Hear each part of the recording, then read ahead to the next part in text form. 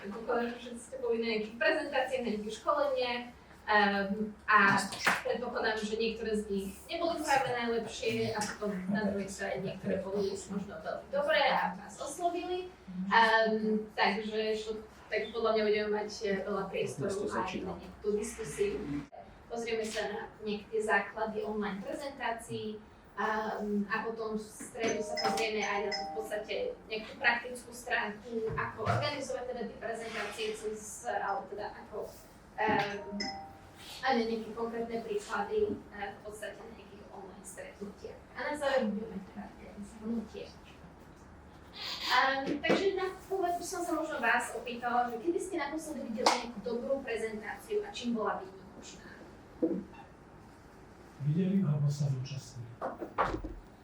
No, ak ste, dajme tomu, mohli ste vidieť napríklad na internete, ak pozrite napríklad TED Talky, alebo aj sa zúčastnili. Môžu byť obidvoje teda. Ale napríklad možno ak si vyprezentovali aj. Tak máte nejaké skúsenosti. Ja som skôr aj robil prezentácie, ako ich prijímal, takže v tomto smere, aby som tu nebol úplne ticho, sa neviem vyjadriť, ale skôr to bolo, že ja som niečo prezentoval, ako by som bol príjemcom prezentácie. A ako ste teda pristupovali možno k tej príprave prezentácie? Lebo v podstate to je tiež už dôležitý aspekt a v podstate na to sa aj my dneska zameriame. Tak možno ak by ste mali postrehy na úvod. No ja som mal marketingové oddelenie, ktorému som zadal dáta a oni to proste zjednodušene povedané vypili do PDF-ka, či do PowerPointovej prezentácie. A čiže ja som z formálneho hľadiska to nerobil. A z materiálneho hľadiska proste ja som zadával tie dáta.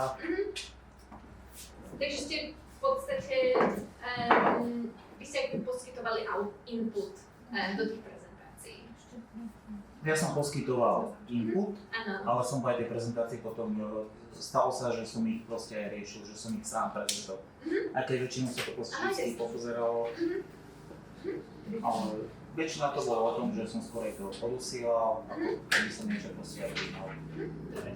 A keď ste napríklad teda robili tú prezentáciu, alebo ste ju pripravovali, rozmýšľali ste, dajme tomu, že nad tým, že to je vaše publikum, ako prispôsobiť tie dáta, alebo teda vašu,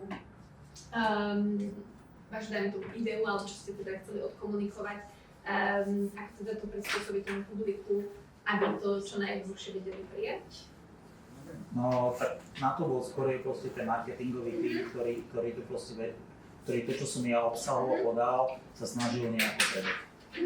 Čiže ja som proste dával obsah a oni sa to snažili predať. Jasné. Potom v podstate ten marketingový tým na základe toho, dajme tomu, že kto bol ten klient alebo konečný klient, tak oni to v podstate už podľa toho. Oni to spracovali proste a ja som nejak tú marketingovú stránku alebo tú prezentačnú stránku, ktorú asi teraz sa snažíme riešiť, som nejako proste vynechal, lebo si myslím, že keď už máte ľudí na to, aby vám to robili, tak je zbytočné, vy nemôžete vedieť 10 vecí naraz. Jasné. Dobre, ďakujem pekne. Niektorí má nejaké skúsenosti? Inak, keď sa aj zúčastnili alebo videli nejakú prezentáciu, možno ak ste nevideli, ak ste sa nezúčastnili nejakej dobrej prezentácii, ale naopak nejakej zlej, ktorá vás napríklad nudila, možno aké ste si z toho dnes nejaké postrehy, alebo ako ste sa na takto, teda ako ste sa vtedy napríklad cítili, ak ste mali sledovať takú prezentáciu, ktorá možno nebola taká zaujímavá a teda ten prezentujúci si nedokázal získať vašu pozornosť napríklad.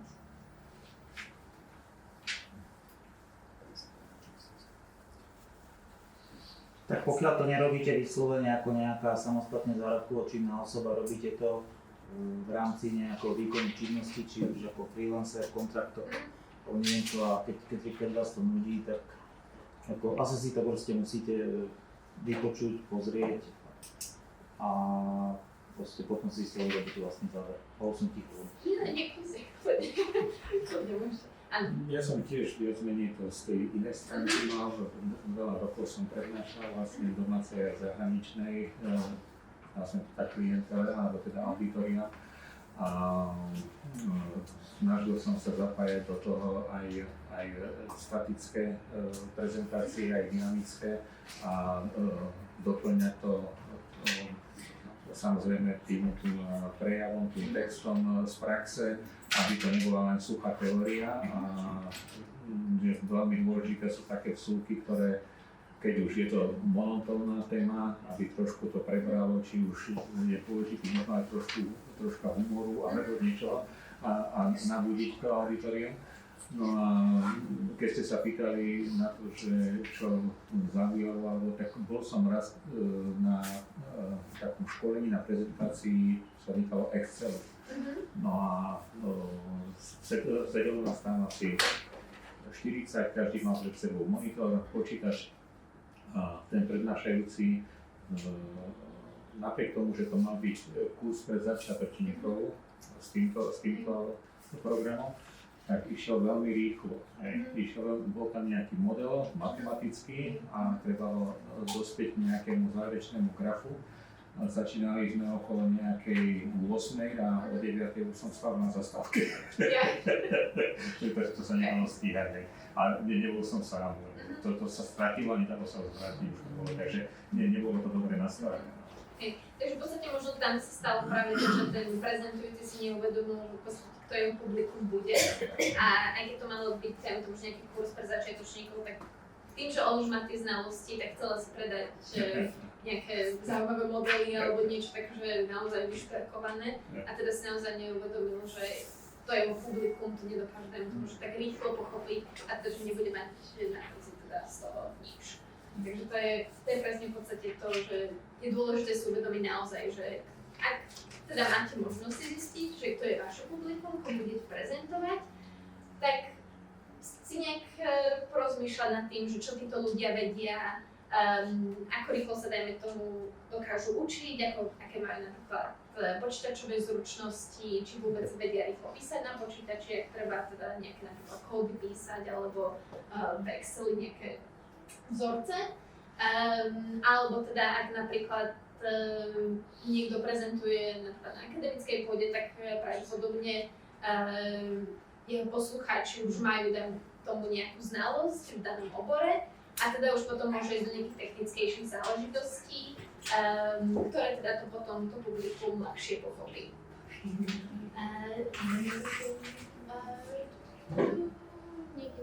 Tu je jedna slovička. A sme majú možno niekam posunúť. Nehovorím, lebo ťa. Nemôžem možno ešte okno. Teplejšie dneska. Ak potrebujete, tak si otvorte.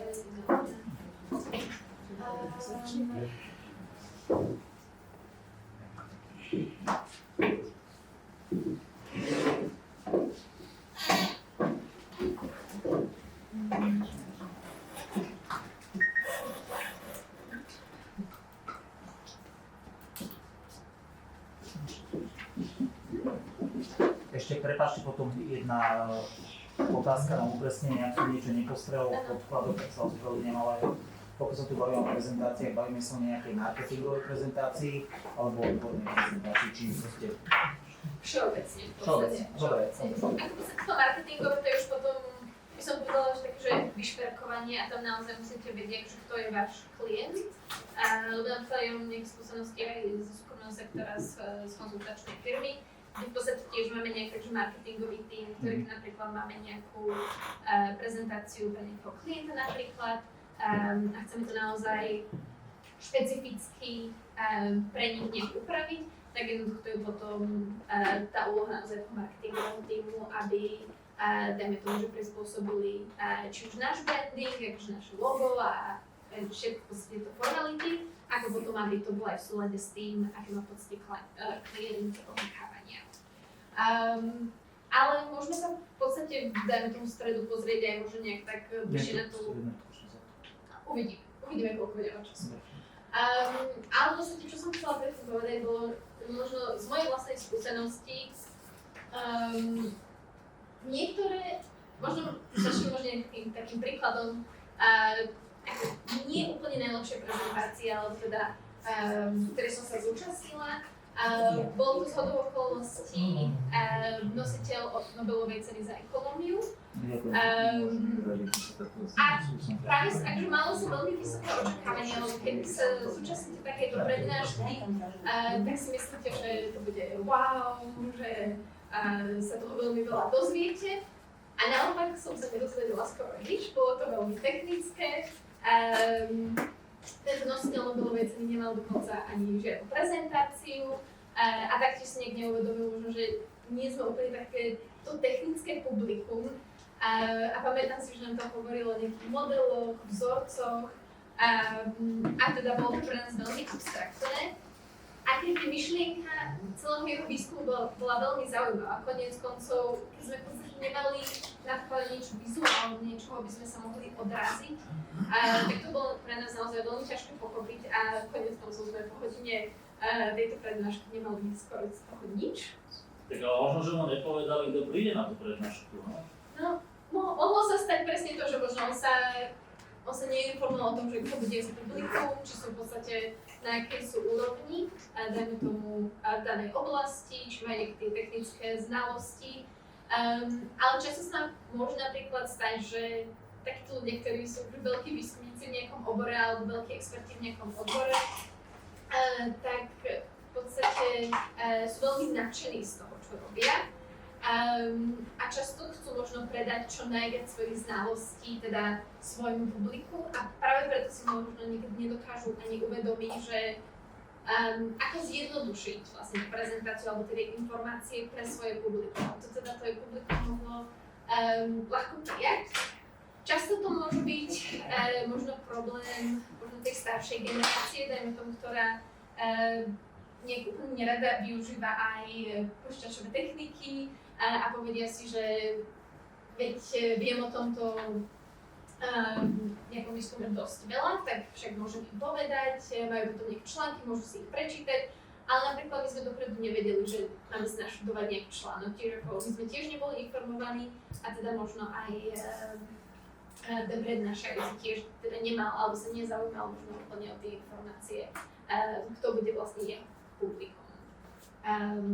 Takže ak má človek možnosť tiež opýtať, ak napríklad budete prezentovať niekde, kde ste predtým ešte neprezentovali, nepoznáte to publikum, tak môžete sa organizátorov opýtať, neviete, kto bude naše publikum. Často napríklad, ak sa predávajú aj nejaké vstupenky, tak môžu mať organizátori nejaké informácie o tom, vedia sa vytiahnuť nejaké dáta, dajme tomu, o tom, kto nakupuje a tak ďalej. Takže vždy vám dokážu poskytnúť aspoň nejaké obmedzené aspoň informácie, aby ste vedeli, ako prispôsobiť tú tému aj tú prezentáciu. A teda, okrem toho, čo sme spomínali, tak často, čo robí prezentáciu neefektívnou, je príliš veľa textu. Ak máte napríklad na slajde príliš veľa textu, môže sa stať, že publikum jednoducho začne čítať. Lebo ak vidíte text, tak začnete si pomalu čítať a potom vás neuvedomíte a čítate všetko. A to si v podstate niekedy neuvedomia ani tí prednášajúci, že ten človek nemôže zároveň počúvať aj teda sledovať ten text, a keď raz začnete sledovať text, tak už prestaňte tak počúvať toho prezentujúceho a teda už stratil vašu pozornosť. Takže na to sa pozrieme tiež detaily. Taktiež nemusí byť úplne jasná štruktúra prezentácií. Je dôležité, aby na začiatku prezentácie alebo nejaké prednášky ste oboznámili to publikum, o čom budete hovoriť, aby teda vedeli, čo majú očakávať. Lebo keď vedia, čo majú očakávať, tak potom jednoduchšie sa im to aj sleduje tá prezentácia a teda vedia sa, dajme tomu, aj chytiť toho, keď prestanú napríklad počúvať na chvíľu. Taktiež sa môže stať, že prezentujúci nemá dostatok kontaktu s publikom. Niekedy je to veľmi ťažké si získať tú pozornosť publika, ale taktiež aj nejakú tú spätnú väzbu. A to môže byť niekedy demotivujúce aj pre toho prezentujúceho, že dáme tomu pýta sa nejaké otázky a potom takto nikto mi neodpovie. Ja som učila aj seminár prvákov a aj nejaké prednášky a teda tam to bolo niekedy veľmi náročné, najmä nejakú rannú, keď sme mali nejaký ranný seminár, tak teda bolo to trochu také demotivujúce, keď sa pýtate, snažíte sa angažovať a mať nejaký ten kontakt so študentami, so žiakmi a teda oni sú ešte takí prísvatí, alebo teda často sa aj alebo teda často v podstate je to pre publikum možno aj hanba, alebo teda, že obávajú sa, že ježiš, čo ak poviem teraz niečo zlé, čo si bude teda o mne môj spolužiak myslí, že ak nepoviem, dajme tomu správnu odpoveď, ale podľa mňa nejak potom s vekom sa človek vysporiada aj s týmto a aj ja viem z vlastnej skúsenosti, že z začiatku, že som bola taká, že neviem, že nemôžem nič povedať a potom teda človek ako má dajme to možno aj viac poznatkov a potom si naozaj možno nejak uvedomí, že teda je to v podstate nejaká forma diskusie, takže ak aj napríklad dajme tomu nepoviete nejakú správnu odpoveď, ak je to nejaká teoretická otázka, tak stále to môže viesť z nejakej diskusii a potom teda z nejakej tej diskusie som si uvedomila, že aj najviac si aj zapamätáte a potom teda sa z nej môžete najviac aj naučiť. A taktiež, čo môže robiť prezentáciu neefektívnou, je nejaký ten monotónny prejav. Samozrejme, nie každý sa narodí nejakým speakerom, alebo teda, že je dobré prezentovať, ale aj toto je niečo, čo sa dá nacvičiť. Napríklad, ak niekto má strach s tým, že znie monotónne, alebo teda nejak si nedôveruje, tak je dobré napríklad sa aj nahrať na telefón, či už môžete použiť aj video, aby ste videli teda, ako aj vystupujete, a teda aj nejakú gestikuláciu a až aj postoj. A toto vám potom pomôže nejak cvičiť aj tieto zručnosti a zlepšovať si ich. Keď sa pozrieme na nejaký ten cieľ prezentácie, tak keď sa zamyslíme nad tým, tak každá prezentácia má mať nejaký cieľ. Či už to môže byť informovať, presvedčiť, alebo motivovať, alebo niečo aktivovať v podstate v ľuďoch. Napríklad informovať, ak to je najlepšia, to sú často napríklad niektoré prednášky, keď práve nejaký vyučujúci alebo nejaký prezentujúci chce predať nejaké informácie svojmu publiku. Napríklad, ak chcete presvedčiť svojho klienta často, že práve váš produkt je ten vhodný a ten pravý. A potom často sú niektoré prezentácie už teda možno v dnešnej dobe ich cieľom je motivovať ľudí, motivovať najmä tomu, aby mali možno viac odhodlania vystupovať verejne, možno nejak pracovať na sebe, cestovať a tak ďalej. Môžu byť v podstate rôzne aspekty, ktoré tu tak chcú títo prezentujúci predať svojmu publiku. Nejaké možno otázky alebo niečo? Nejaké komentáre? Alebo myslíte si, že možno má ešte môžu byť nejaké iné ciele prezentácie? Predaj. A to je to druhé asi. Ja hovorím, že dobre vyslovená myšlienka je obchod. To znamená, že keď dobre trafíte a viete to podať, tak viete zaujať a viete predať. To je predaj. A to je práve podľa mňa veľmi náročné, že často to je, človek musí mať nejakú tú aj vlohu, aby to dokázal, alebo že bylo aj a hlavne cieľovú skupinu. Komu to prednášate, rozumiete? Nemôžete prednášať na trhovisku o burze, lebo tam nepochodíte. Musíte nájsť cieľovú skupinu, ktorú proste musíte upútať možnosťami zhodnocovania financií alebo prevenciou zdravia na rôzne vyšetrenia ciev a tak ďalej. Presne. Ale to je všeobecne, lebo predaj je predsa len taká podčasť prezentácie, Hej. V podstate v rámci toho predaja, ak vy chcete presvedčiť niekoho, že chcete presvedčiť, že váš produkt je najlepší, chcete presvedčiť, že vaša firma oproti konkurencii je najlepšia, takže je to v podstate nejaká tá objektív alebo pod cieľ. Takže Ešte by som dodal, ak môžem, že si ja myslím na nadväznosti na mojich predrečníkov, túto dvoch pánov, 90% prezentácie je za účelom niečo predať. Ono to nie je nič zlé proste, hej? Ono to je normálne, ono sa to robí. Takže ja si myslím, že primárny cieľ prezentácií je niečo predať, buď priamo, že sa proste urobí nejaký, nech to po slovensky ponuka, že niečo jednoducho idem vám ponúknuť a vy si rozmyslíte, či to akceptujete, ale toto je podľa mňa 90% prezentácií, ktoré sú. Ono sú osobitné sú akademické prezentácie, tie sú veľakrát robené z vyslovene vzdelávacích účelov, čo je proste čistý účel, čisto vynikajúci účel. Takže informovať. Informovať, proste vzdelať a tak. By som ešte možno tam dal poučiť, aj keď implicitne to vyplýva z toho prvého termínu, ktorý tam je informovať, ale myslím si, že poučenie je v tomto prípade ešte o ničom inom, pretože keď som robieval prezentácie, tak najskôr som vždy začínal tým, aký je rámec možné.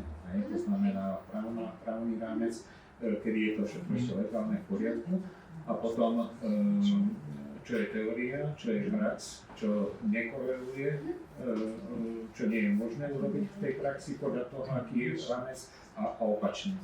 Čo sa dá vylepšiť, čo sa dá legislatívne zmeniť a podobne. Čiže ten prednášajúci by mal mať za sebou aj tie praktické skúsenosti a pokiaľ naozaj ich má také, že je veľmi bohaté a vie to sklbiť s tou teóriou, tak vtedy si myslím, že vždy zaujíma. Budeme sa ešte baviť aj o skrytom marketingu. Niektorí, povedal by som príklad televízií, ktoré chcú vzbudiť záujem o televíziu s tým, že majú svoje komentátorky, ktoré de facto budú prezentovať bulváry určitou formou na to, aby bol záujem aj o ten kanál kvôli tomu, že tam sedí ona, ktorá mala desiatich a neviem koho, hej, len preto, že je zaujímavá kvôli tomu, že o nej sa rozpráva. Tak tiež forma, ako zvýšiť sledovanosť televízie, že tam mám Marianu Durianovú, ktorá mala s Palafím, s Kaliňákom, s Kolárom a viem, že to je zaujímavý človek, že je to proste taký voyager, ktorý putuje, hej. Takže to je tiež jedna forma skrytej marketingovej prezentácie rôznych inštitúcií, ktoré chcú vzbudiť záujem o to, aby sme boli zaujímaví, a to je sledovanosť. Áno. V podstate to je Aj to tiež tam je forma aktivovať. prezentácie. Je tam všetko. Aktivovať. Jasne, nie, ešte to použiť. Z takého ľudského hľadiska, že čo je cieľom komunikácie na rande? Tak presvedčiť. Lebo tiež v podstate predávate ako by seba. Musím tým úplne finálny cieľ. Každý má asi iný cieľ. Každý Smech ma povedať, ale áno. Žena si chce nájsť partnera. Pretože sa ich zaujímajú kvôli peniazmi. Ešte len také poživenie, tam bola spomenutá monotónnosť. Ona samozrejme v tom negatívnom zmysle, že nezaujíme, ale ja som zažil zámernú monotónnosť. Svojho času som študoval v Prahe a Slováci sme prichádzali do Prahy vlakom ráno o 5:00. Niekde raňajky, kucajte, sprcha a hygiena a išli sme na prednášku. Si do smrti zapamätám meno profesora Šaura, to bol Čech, a on vedel, že my takto cestujeme celú noc, tak zámerne bol monotónny, ako psycholog nás uspával. A chodil, bol to taký vysoký, štíhlý chlap a monotónne rozprával, monotónne, a keď už my sme zaspávali, jeden padla hlava na lavicu, druhý sa išiel do záklonu a sme chrápali, tak on vtedy pustil knihu na zem. A takto sa bavil celú hodinu. No, takže tá monotónnosť. Niekto môže byť nutný aj na schvál. A napríklad ako niektorí môžu využívať nie tak, že v tomto prípade tú monotónnosť, ale napríklad je dobré aj pracovať nejak s tou hladinou hlasu, alebo teda aj s tónom, a možno niektorí tiež môžu používať tú monotónnosť, nie možno celú prednášku, celú prezentáciu na schvál, ale v podstate možno nejaké pasáže, aby nejak nabudili, dáme tomu nejaký ten dojem, ak najmä dáme tomu rozprávajú nejaký príbeh, tak napríklad môžu navodiť nejaký dojem, nejaké akoby nudy aj alebo ešte takého kľudného a potom zrazu môžu zmeniť tón hlasu a potom teda vás to tiež tak prebudí zrazu ako je napadnutá kniha a potom teda chytíte naspäť to svoje publikum. Ešte dobre, že ju nechal padnúť na zem, nechal padnúť niekomu na hlavu. To bolo kolega, to bolo. A teda možno vo vašej práci, alebo teda vo vašej branži, aký majú prezentácie najčastejší cieľ? Pravdepodobne by som teda typovala z toho, čo sme tu počuli, že je to najmä teda predať alebo presvedčiť. A myslím si teda aj, ako teda ste spomínali, je to asi ten najčastejší typ, okrem teda akademickej pôdy, kde je to teda informovať. Lebo sa každý sa snaží predať na konci dňa nejaký produkt, alebo teda svoju firmu, alebo aj seba samého, napríklad aj keď ste na jednom pohovore, tak tiež v podstate sa snažíte predať samých seba.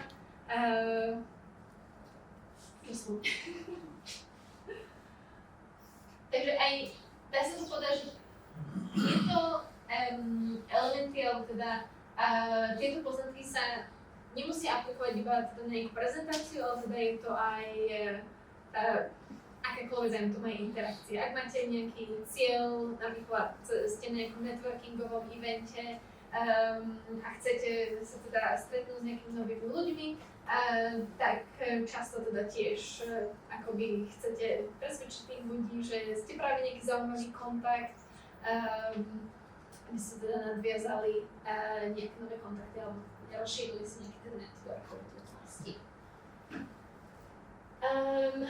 A teda, ako sme už veľakrát spomínali, tak to publikum je naozaj dôležité. Už sme teda spomínali, že teda je dôležité vedieť, kto je vašim publikom, aby ste vedeli teda prispôsobiť prezentáciu, aj obsah prezentácie. A často napríklad v pracovnom prostredí sa môže stať, že musíte prezentovať pre kolegov, pre manažment alebo pre klienta. Často napríklad v korporátoch alebo v veľkých firmách bývajú, dajme tomu, že denné alebo týždenné meetingy alebo teda stretnutia.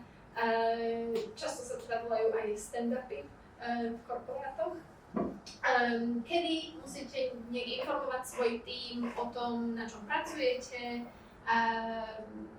čo máte za cieľ v ten daný deň, takže tiež je to ako nejaká tá forma prezentácie.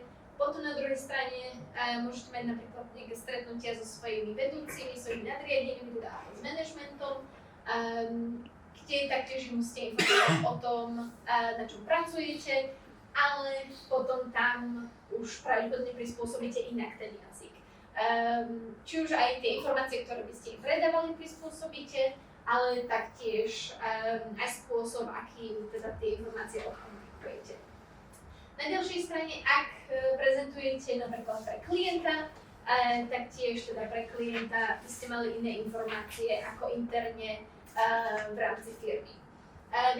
Viete možno povedať, aké informácie by ste zdieľali, dajme tomu, o nejakých svojich úlohách so svojimi kolegami a management, ak by sa to tam líšilo a dajme tomu aj klientovi, ako by ste teda komunikovali? Takto.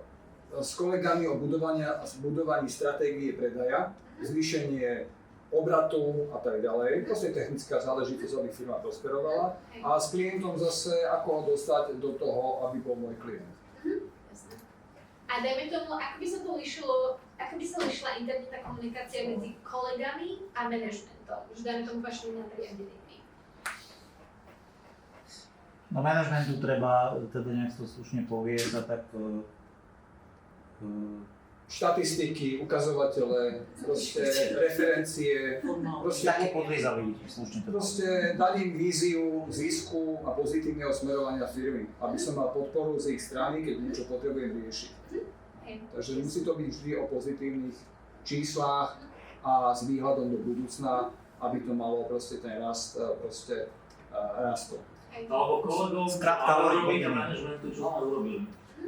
Hej.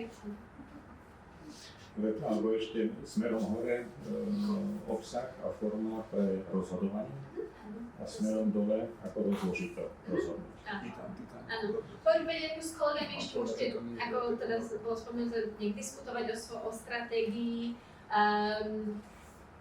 neviem, možno neformálnejšie diskusie, presne im teda podrobnejšie povedať, na čom pracujete. Pre manažment to bolo skôr high level, že by ste im teda povedali, že čo ste urobili,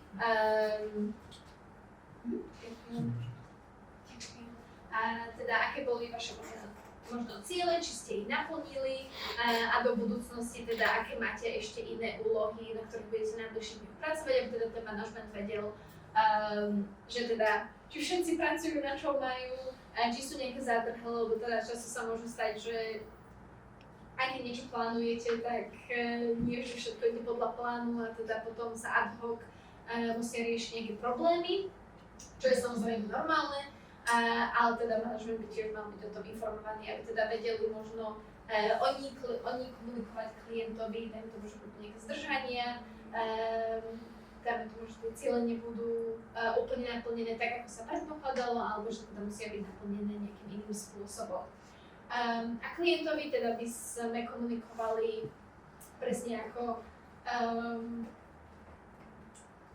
nejaké tie aktuality o tom, ako sa posúvame v naplnení projektu, aby teda oni vedeli, že ako sú využívané, alebo teda ako sa naplňajú tie ciele, ktoré oni stanovili, ktoré boli s nimi dohodnuté, a aby vedeli teda, že ten produkt alebo servis, za ktorý sa zaplatili, teda, že bude naplnený, alebo teda ak prípadne nebude, tak do akej miery môžu predpokladať jeho naplnenie. Taktiež je dôležité, aby sme pri prezentovaní prispôsobili aj jazyk. Ako sme už spomínali, ak napríklad nemáte nejaké technické publikum, alebo teda nemá to publikum nejakú tú znalosť danej oblasti, tak je dôležité nejak sa snažiť zjednodušiť nejakú danú tému. Ak taktiež tu publikum nemá nejaké tie znalosti v tej oblasti, asi nepôjdete do takých veľkých detailov, aby ste ich nenudili, a skôr sa im snažíte nejak predať alebo odprezentovať tú tému na nejakej tej nižšej úrovni, aby ju dokázali pochopiť, aby sa s tým dokázali tak zblížiť. A taktiež aj tempo jazyka, alebo tempo toho prednesu a tempo vašej reči je dôležité. Čo sa môže stať často je, že možno rozprávate rýchlejšie, ako si uvedomujete. Často napríklad, keď má niekto stres alebo trému, tak môže začať hovoriť veľmi rýchlo. Často sa to tak stáva najmä na začiatku prezentácií, keď ľudia majú ešte tú trému, kým z nich teda opadne, tak zvyknú rozprávať tak rýchlejšie. A potom ale ako tá tréma opadne, tak v podstate aj ten prezentujúci sa dostane tak do pohody a teda aj to tempo sa nejak normalizuje.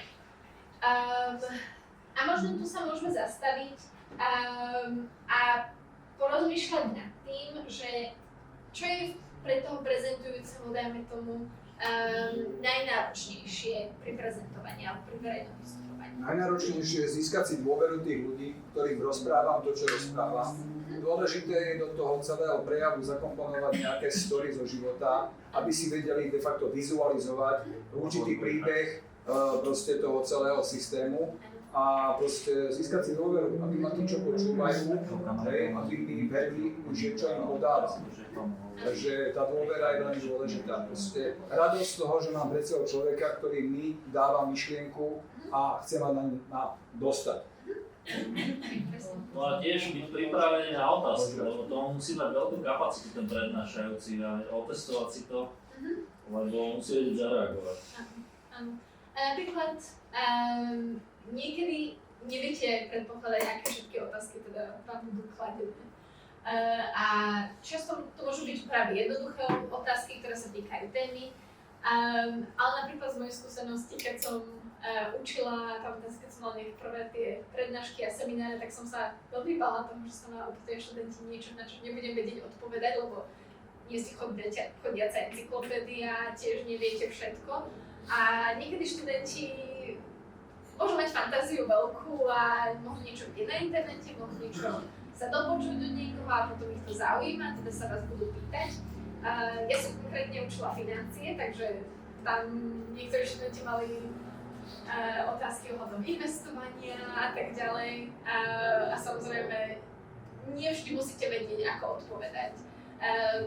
Ale napríklad aj v takých prípadoch, keď neviete, ako odpovedať, tak je v poriadku, ak jednoducho si to priznáte, že na to napríklad neviem teraz úplne odpovedať.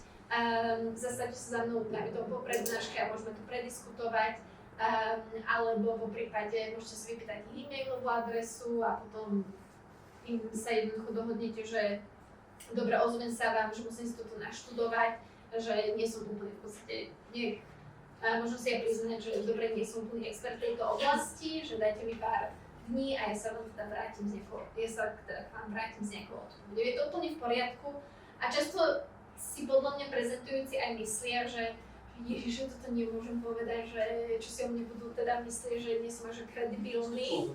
Áno. A v podstate ale často aj, keď mne sa stalo, že som sa niečo opýtala prednášajúceho alebo niekoho a jednoducho nevedeli odpoveď, tak jednoducho som si nemyslela. Tak pomyslela som, že dobre, že nevedia, že pozriem si to na internete alebo teda, že potom to prediskutujeme alebo na ďalšiu hodinu sme sa k tomu vrátili.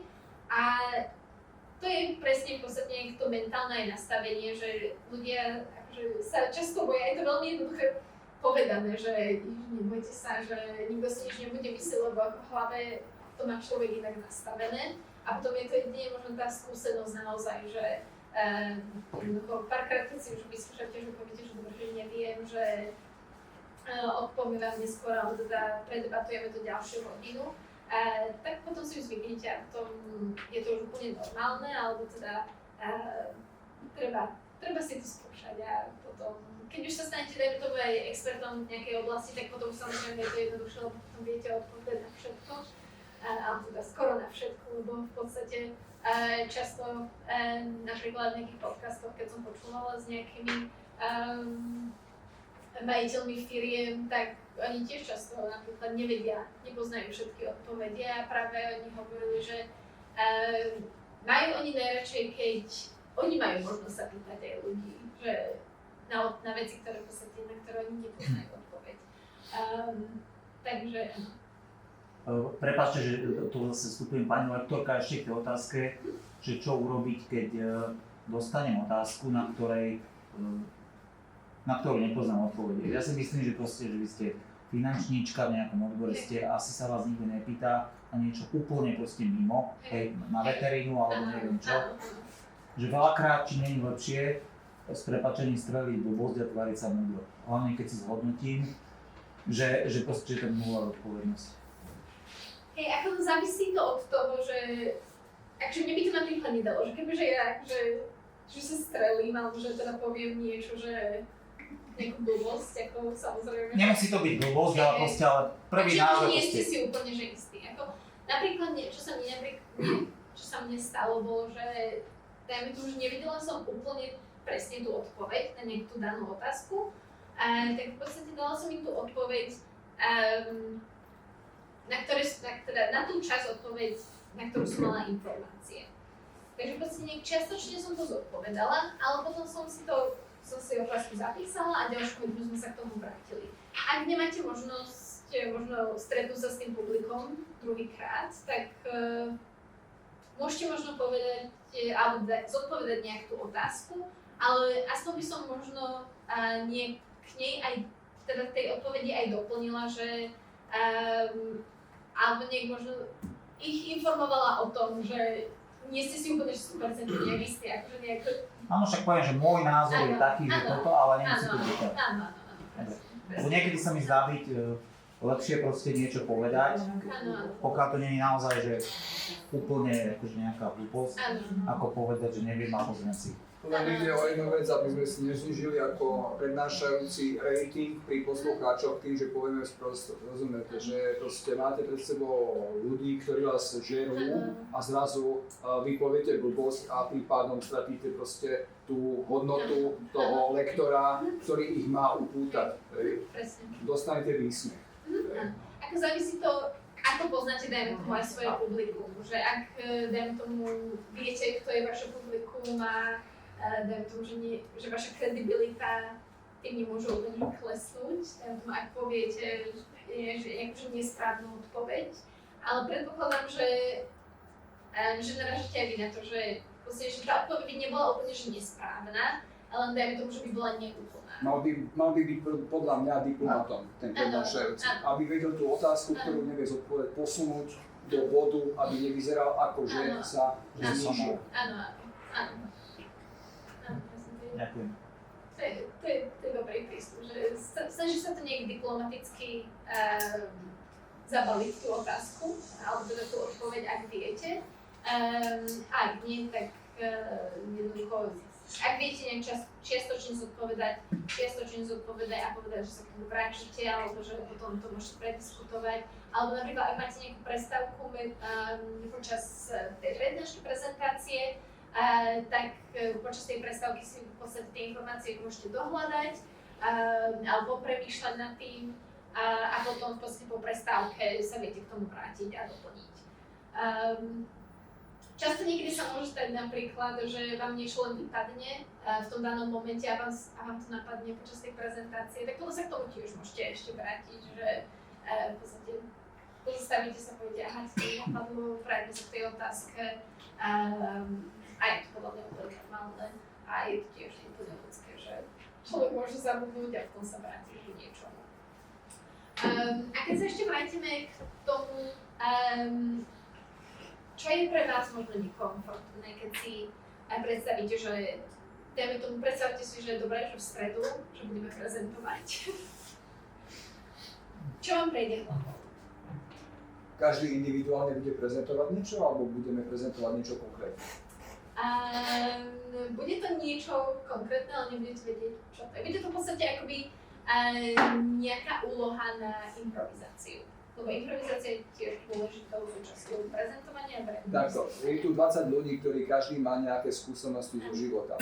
Z financií, niekto z realít, niekto z potravinárstva, takže keď vy niekomu, čo sa venuje potravinám, dáte myšlienku o prezentácii o finančnom sektore, tak budem mať z toho asi trošku OK. Ale nebude to takéto, v podstate bude to... To bude improvizácia. To bude improvizácia, nebude to takéto komplikované, bude to tak, že na minútu hovoriť o nejakej danej téme. Si myslím, že financie sú veľmi vďačná téma, kde sa dá rozšíriť o ekonomiku, o všetko drobné, investičné nástroje, portfólia a to môžete tu potom 4 hodiny len počúvať. Nebude to také, že skôr abstraktné, budú to obrázky, ak vám dopredu teraz vám poviem. Budú to obrázky, každý bude mať iný obrazok, každý bude minútu hovoriť o tom obrázku. Ja keď som bola na nejakom školení o prezentačných zručnostiach, sme to mali, bolo to celkom zábavné aj, lebo nikto nevedel, aký obrazok bude mať. Ja som napríklad mala o dostihoch hovoriť minútu, dostihy som nikdy nepozerala, nič som ani nemala naštudované, ani som nevedela a potom presne musíte improvizovať. To je jednoducho veľkou súčasťou prezentovania, verejného vystupovania, lebo môže sa stať, že stratíte štúru alebo zabudnete, zakokcete sa, čokoľvek sa môže stať a vtedy je dobré teda nejak vedieť sa odraziť aj v hociakej situácie.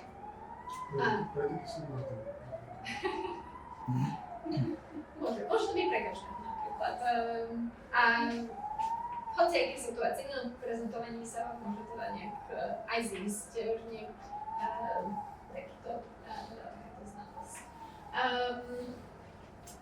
A ešte tady, keď sa budeme trochu ešte tým prezentáciám, ešte ako sa často cítite, že ak máte prezentovať, máte z toho nejaký stres, alebo aké sú tie hlavné nejaké možno myšlienky, ktoré vás niekde už tam demotivujú, alebo teda, neviem, alebo tak improvizácia je akože problém.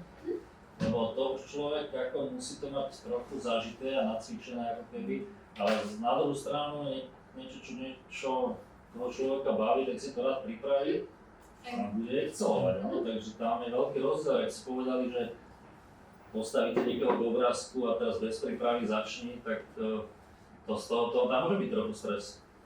Ide o to, čo máte v hlave, aké máte vedomosti, ako ste zžitá s problematikou, ako jej veríte, ako ju chcete predať. Tak potom to z vás pôjde. Keď máte chaos a nie ste si istá, tak je tam tá tréma, lebo nemáte proste v sebe to presvedčenie. Hej? A to presvedčenie príde buď skúsenosťami, vekom a štúdiom. Áno. Ako môže byť? Ešte k tej prezentácii, nechcem tu moc vstúpať do toho, ale toto bude asi posledný príspevok za pol hodiny. Keď som robil v medzinárodnej právnickej kancelárii, tak som chodil po konferenciách takých, čo sú tie korporátne retreaty, ale jak sa to proste teraz už volá. A súčasťou toho bolo jedenkrát, že si každý pripraviť nejakú prednášku o niečom, čo proste, neviem, o nejakom, napríklad som o pracovnom práve. Ale, aby to bolo zaujímavejšie, aby ten človek nerozprával o niečom, čo mu rozumie, lebo keď človek niečomu rozumie, tak to tomu publiku prezentuje tak, že vklada do toho viac predpokladov, ktoré to publikum by malo vedieť, ako keď nemá. Čiže ja som dostal španielsku kolegyňu, ja som aj proste niečo napísal tam, proste o zákonníku práce, ona mi napísala o španielskom, neviem čom, proste bolo to strašne nudné. Ja som tam prednášal síce to bolo pár minút, pred, ja neviem, 300 Angličanmi a takýmito anglicky, ani vtedy som nehovoril nejak 100% anglicky, ale ja som sa proste cítil, že tam zomriem, lebo som rozprával o niečom, čomu som vôbec nerozumel a musel som vyzerať proste strašne akože stresovane. A po tej prednáške za mnou došla jedna anglická kolegyňa a oni vám nepovedia proste, že Rado bol si blbý, ale proste snažil si sa, ona povedala, že proste, že to bolo skvelé. Ale možno ste to vedeli len dobre predať. Možno, ale proste musel som vyzerať tak vystresovane, jak ja neviem proste ako čo. Ale s cvikom sa všetko robí tak, že sa naučíte, že to máte dajme tomu, že menší stres, je to skôr taká akoby rutina, keď musíte veľakrát prezentovať. A ja si pamätám, že som začala pracovať, tak som prezentovala v Európskej komisii. A tam som teda mala veľmi veľký stres a trému, lebo predsa prezentujete pre ľudí, ktorí sú, pracujú 20-30 rokov v nejakom danom tom odbore. To sú dôchodku, to vám skočím ešte naposledy do reči, oni tam toľko nerobí, ja tam mám kamaráta, on proste odrobí si 15 rokov a ide do dôchodku. A tak niektorí sú tam také akože na kontraktoch a také akože externé, tak tam robia. Žiaľ musí robiť normálne. Ale v podstate si pamätám, že vtedy som bola dosť toho vystresovaná a ako nikdy sa neviete na to možno tak, že úplne pripraví, že aby vám ten stres úplne upadal. To tak upadne možno po nejakej tej chvíli, ako začnete prezentovať, ale to si pamätám, že som si aj napísala presne, že čo budem hovoriť, aby som vedela, že aby som sa niekde nestrápila, aby som nepovedala nejakú blbosť. A to niekedy možno z začiatku pomôcť. Keď si jednoducho napíšete, že čo presne chcete povedať, aby ste mali nejaké tie myšlienky utrasené, aby ste teda vedeli presne, že čo pôjde za čím, aby ste sa tam nepomýlili. Možno mať nejaký v podstate aj papier na stole, alebo teda ak máte možnosť, to bola akorát nejaká online prezentácia, takže tam som mala niektoré poznámky na strane, ale mohla som teda, keď som si nejak zabudla, alebo som sa niekde zasekla, tak som tam mala možnosť si pozrieť nejaké tieto poznámky.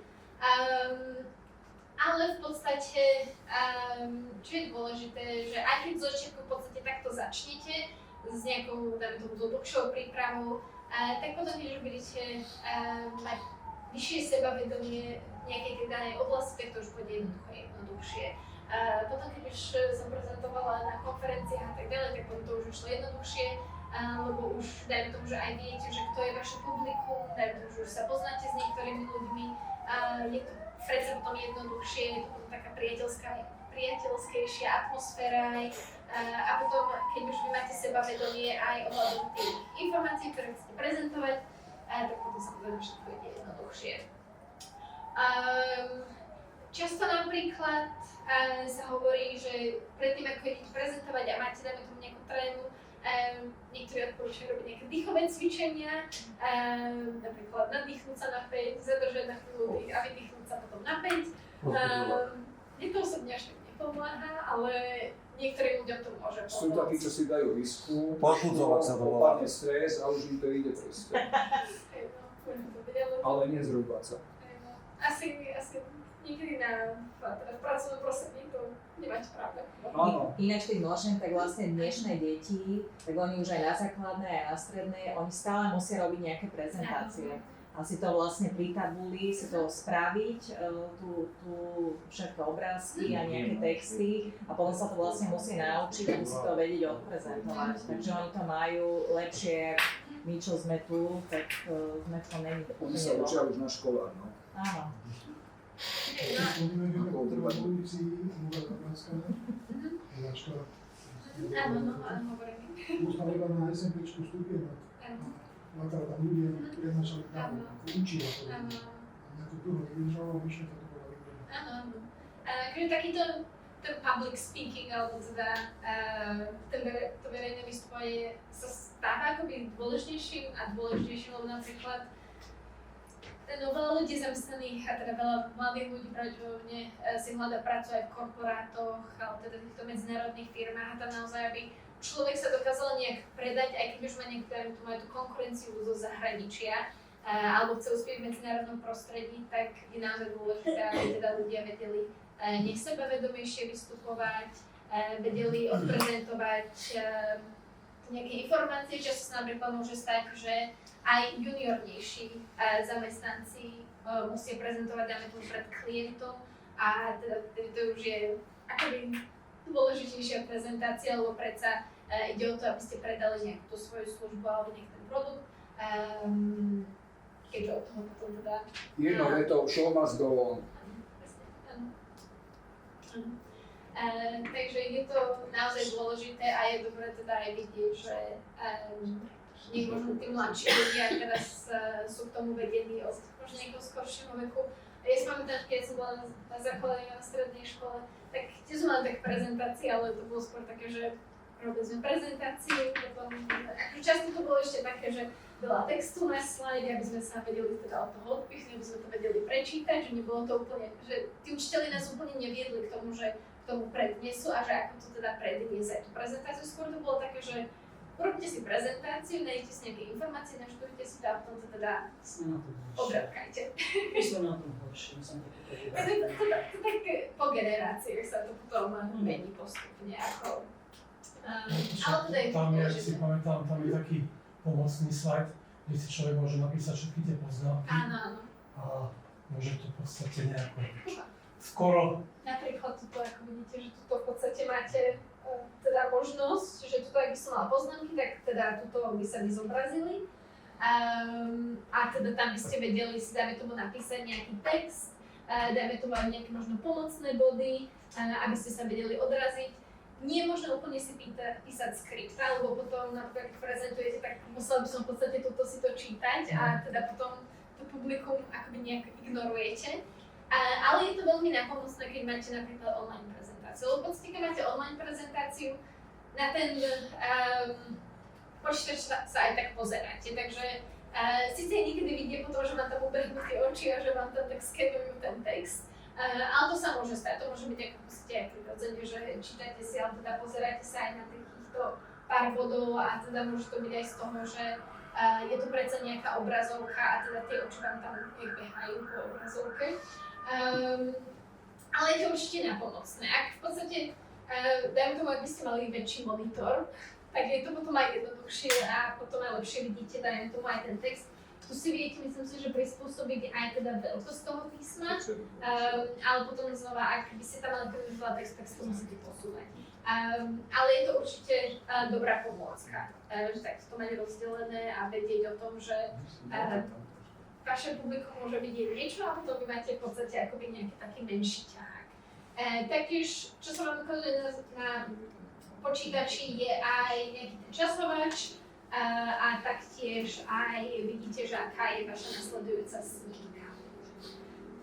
A ešte, rozmýšľam, že ešte niečo iné sme tu mali. Ale často teda s nejakým tým najmä cvikom dokážete teda sa dostať cez tú trénu a často aj teda po tých prvých 5 minútach sa dostanete tak do pohody, už zistíte, že nech sa oboznámite so svojím publikom, najmä ak je menšie, zistíte, aká je tam teda tá dynamika medzi vami a publikom a potom sa vám už jednoduchšie pracuje a dostanete sa do nejakého modalitu. Komentáre k tomuto? Otázky?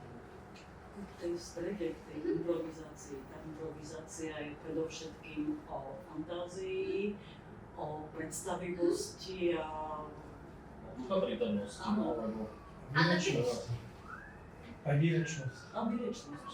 A téma ľubovoľné alebo aké? obrázky. Obrázok. Náhodné obrázky. No Takže dobre, môžete ale- mať lúku, alebo môžete... Ale tam teraz je ma často- vlastne napadlo, prepáčte, že no ale toto je vlastne, my sme na prezentácii a vy vlastne vypichnete len tú improvizáciu. Ale nie, to bude jedna z vecí.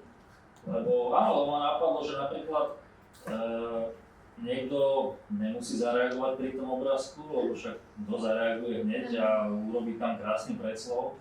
Ale zase ten istý človek, keď si to pripraví, tak môže urobiť akože perfektnú prednášku nejakú 60 sekundovú. Áno, no to bude druhý element v podstate. To bude viac takých praktických cvičení. Ale v podstate, čo je dôležité, dajme tomu, môže sa to zdať, nejaká tá improvizácia sa môže zdať akože náročná. Ale napríklad, môžete, ak máte, dajme tomu, že lúku kvetov, tak nemusíte hovoriť o lúke kvetov, môžete napríklad hovoriť o svojej mame, ktorá má rada kvety a jednoducho tam ide o to, že to musíte nejak dokázať čo prelinúť, dajme tomu, že napríklad viete hovoriť o nejakej danej téme a viete to nejak jednoducho prelinúť s nejakým tým daným obrázkom. Ja napríklad, keď som mala hovoriť o tých dostihoch, tak o dostihoch neviem nič, ale akože teda vedela som povedať nejaké základné informácie. Ale napríklad, ako mala som jazdila na koňoch, mala som rada kone, tak jednoducho som sa nejak k tomu dostala k nejakej téme, ktorá je bližšia pre mňa. Takže tam sú rôzne cesty, ako sa teda viete dostať k niečomu, čo je vám bližšie. A teda uvidíme teda, ako nám to pôjde. Ako hovoríte, niekto nemusí mať na to úplne predispozíciu alebo slovnú zásobu, alebo nepovedala by som niečo vedomosti, lebo to nemusíte mať. Umelecké videnie.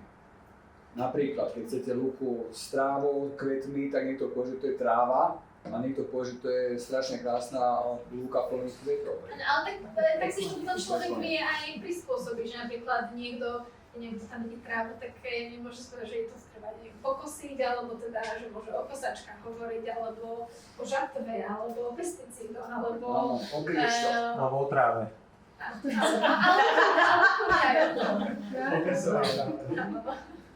Takže je tam naozaj veľa tých spôsobov, ako No a tú prednášku potom ako budeme vlastne cvičiť? Ty sa nestresujú už teraz. No, ideálne by bola, že si... No z prednášky nemusí mať, z prezentácie nemusí mať nikto stres. Dáme si silnú disky Ty chceš už teraz ten obrázok? Môžeme to hneď zvládnuť. Áno, No tak áno, vlastne, že bude sa teda cvičiť obrázok, áno, že akože improvizácia, že ako sa bude cvičiť tá prednáška. Jasné, nemôže to byť dlhé, to môže byť, každý môže maximálne 60 sekúnd, to je jasné, ale že každý si bude musieť pripraviť nejakú pár sekundovú prednášku. Ideálne by to bolo taká. A pre A téma? publikum celé alebo od páry? No uvidíme, ako možno to robíme tak, že v pároch. Ak by išlo, ak potrebujete nejakú novú prezentáciu, tak asi by to bolo dobré mať. Lebo v podstate, čo je dôležité je aj vedieť sa postaviť pre nejaké publikum jednoducho. Je to súčasťou prezentácií, A jednoducho, tiež keď vás niekto poprosí, aby ste teda prezentoval niekde, tak tiež sa vás nepýta, že či chcete podpojiť si, alebo teda či vám to teda vadí, alebo nevadí pred publikom prezentovať, tak je to podľa mňa dôležité z toho, že je tam tomu vyskúšať takéto neformálnej spoločnosti, kedy si vieme aj navzájom dať nejakú tú spätnú väzbu, čo sa nám páčilo, čo by sa mohlo zlepšiť, čo by ste teda mohli zlepšiť, vypichnúť nejaké veci. Je to podľa mňa ideálny priestor nech si skúsiť a naozaj dostať nejakú tú spätnú väzbu. Či už môže byť aj kritická, môže byť nekritická, vždy teda je dobré vypichnúť aj niečo pozitívne, ale zároveň tiež aj vypichnúť niečo, čo by človek mohol zlepšiť alebo na čom teda môže stávať alebo zapracovať. Takže uvidíme, ako teda časovo najmä, ako nám to pôjde. Možno tá improvizácia bude vo dvojiciach a možno to nebudú obrázky, ale bude to nejaké slovo alebo nejaké slovné spojenie. Ale podľa mňa tie prezentácie by sme mohli teda takto pred všetkými, aby teda sme si vedeli aj tie slajdy nejak vysvietiť a prejsť. No ale zase je nás tu 30, takže to iba pár ľudí bude môcť urobiť, ne? Lebo to máte... No ty pôjdeš ako? Máme časovosť. Lebo táto slečna v červenom strašne rada prednáša. Až po tebe. Ale nebola pani prednášajúca, že je to minútová prezentácia. No to Alebo znamená... minúta. Áno, to znamená, že koľko by to znamená? 30 minút. 20 minút, No to máte jak na teatri, keď rozprávajú štvrtú alebo minútu o ničom, proste to sa dá. A je to dôležité najmä správať, aby ste si to teda... Nie je len dôležité to prezentovať, ale taktiež, aby ste dokázali si dať aj spätnú väzbu navzájom. Lebo potom, keď dávate spätnú väzbu ostatným, tak tiež si jednoducho uvedomíte možno, že čo vy môžete zlepšiť, že dajme tomu, že aha, že toto robím možno aj ja, že robím toto aj ja, alebo taktiež to je taká chvíľka na seba reflexiu. Napríklad my sme tiež v práci mali teda nejaký workshop o prezentačných zručnostiach a tam sme tiež toto isté robili jednoducho. Si sme si nepripravili prezentácie, ale mali sme nejaké slovíčko, nejakú tému a o tom jednoducho sme museli minútu a pol rozprávať a potom sme dostávali teda spätnú väzbu od kolegov jednoducho, čo sme dobre prezentovali a čo nie. Čo sme my prezentovali, tak to bolo nejaká vopred pripravená prezentácia, ktorú sme my nepoznali a jednoducho sme sa po slajdoch striedali náhodne po minúte až po 2 minútach, keď sme prezentovali niečo, čo sme nepoznali. Keď tam už bol aj text, takže nebolo to iba tak, že abstraktné, že obrázky, takže reálne ste museli nejak pracovať aj s tou prezentáciou a s nejakými informáciami, ktoré ste tam už mali a potom sme si dávali spätnú väzbu a bolo to z môjho pohľadu to bolo veľmi dobré na to, aby sme si uvedomili aj, že ako aj my vystupujeme a ako my prezentujeme a v podstate na to aj čo sa môžeme naučiť od druhých a v podstate čo sú koho silné stránky, čo je tiež dôležité v podstate niekom to pracovnom kolektíve, aby potom napríklad prezentujete klientovi, aby ste si vedeli nejak aj rozdeliť potom aj lepšie tie úlohy. Takže ideme tak praktickejšie.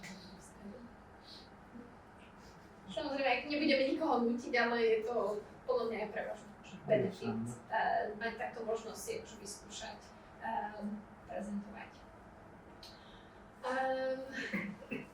Nejaký iný komentáre? Pripomienky, alebo teda sa neviete dočkať na stredu.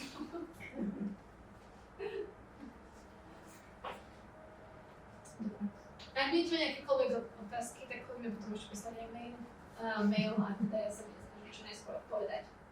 Dobre, toto môžeme možno preskočiť. Tu sme sa v podstate krátko aj o tom bavili, že teda ako by sme vysvetlili nejakú tému rôznym typom obecenstva. To ste mi dobre aj nahrali, lebo som na to zabudla.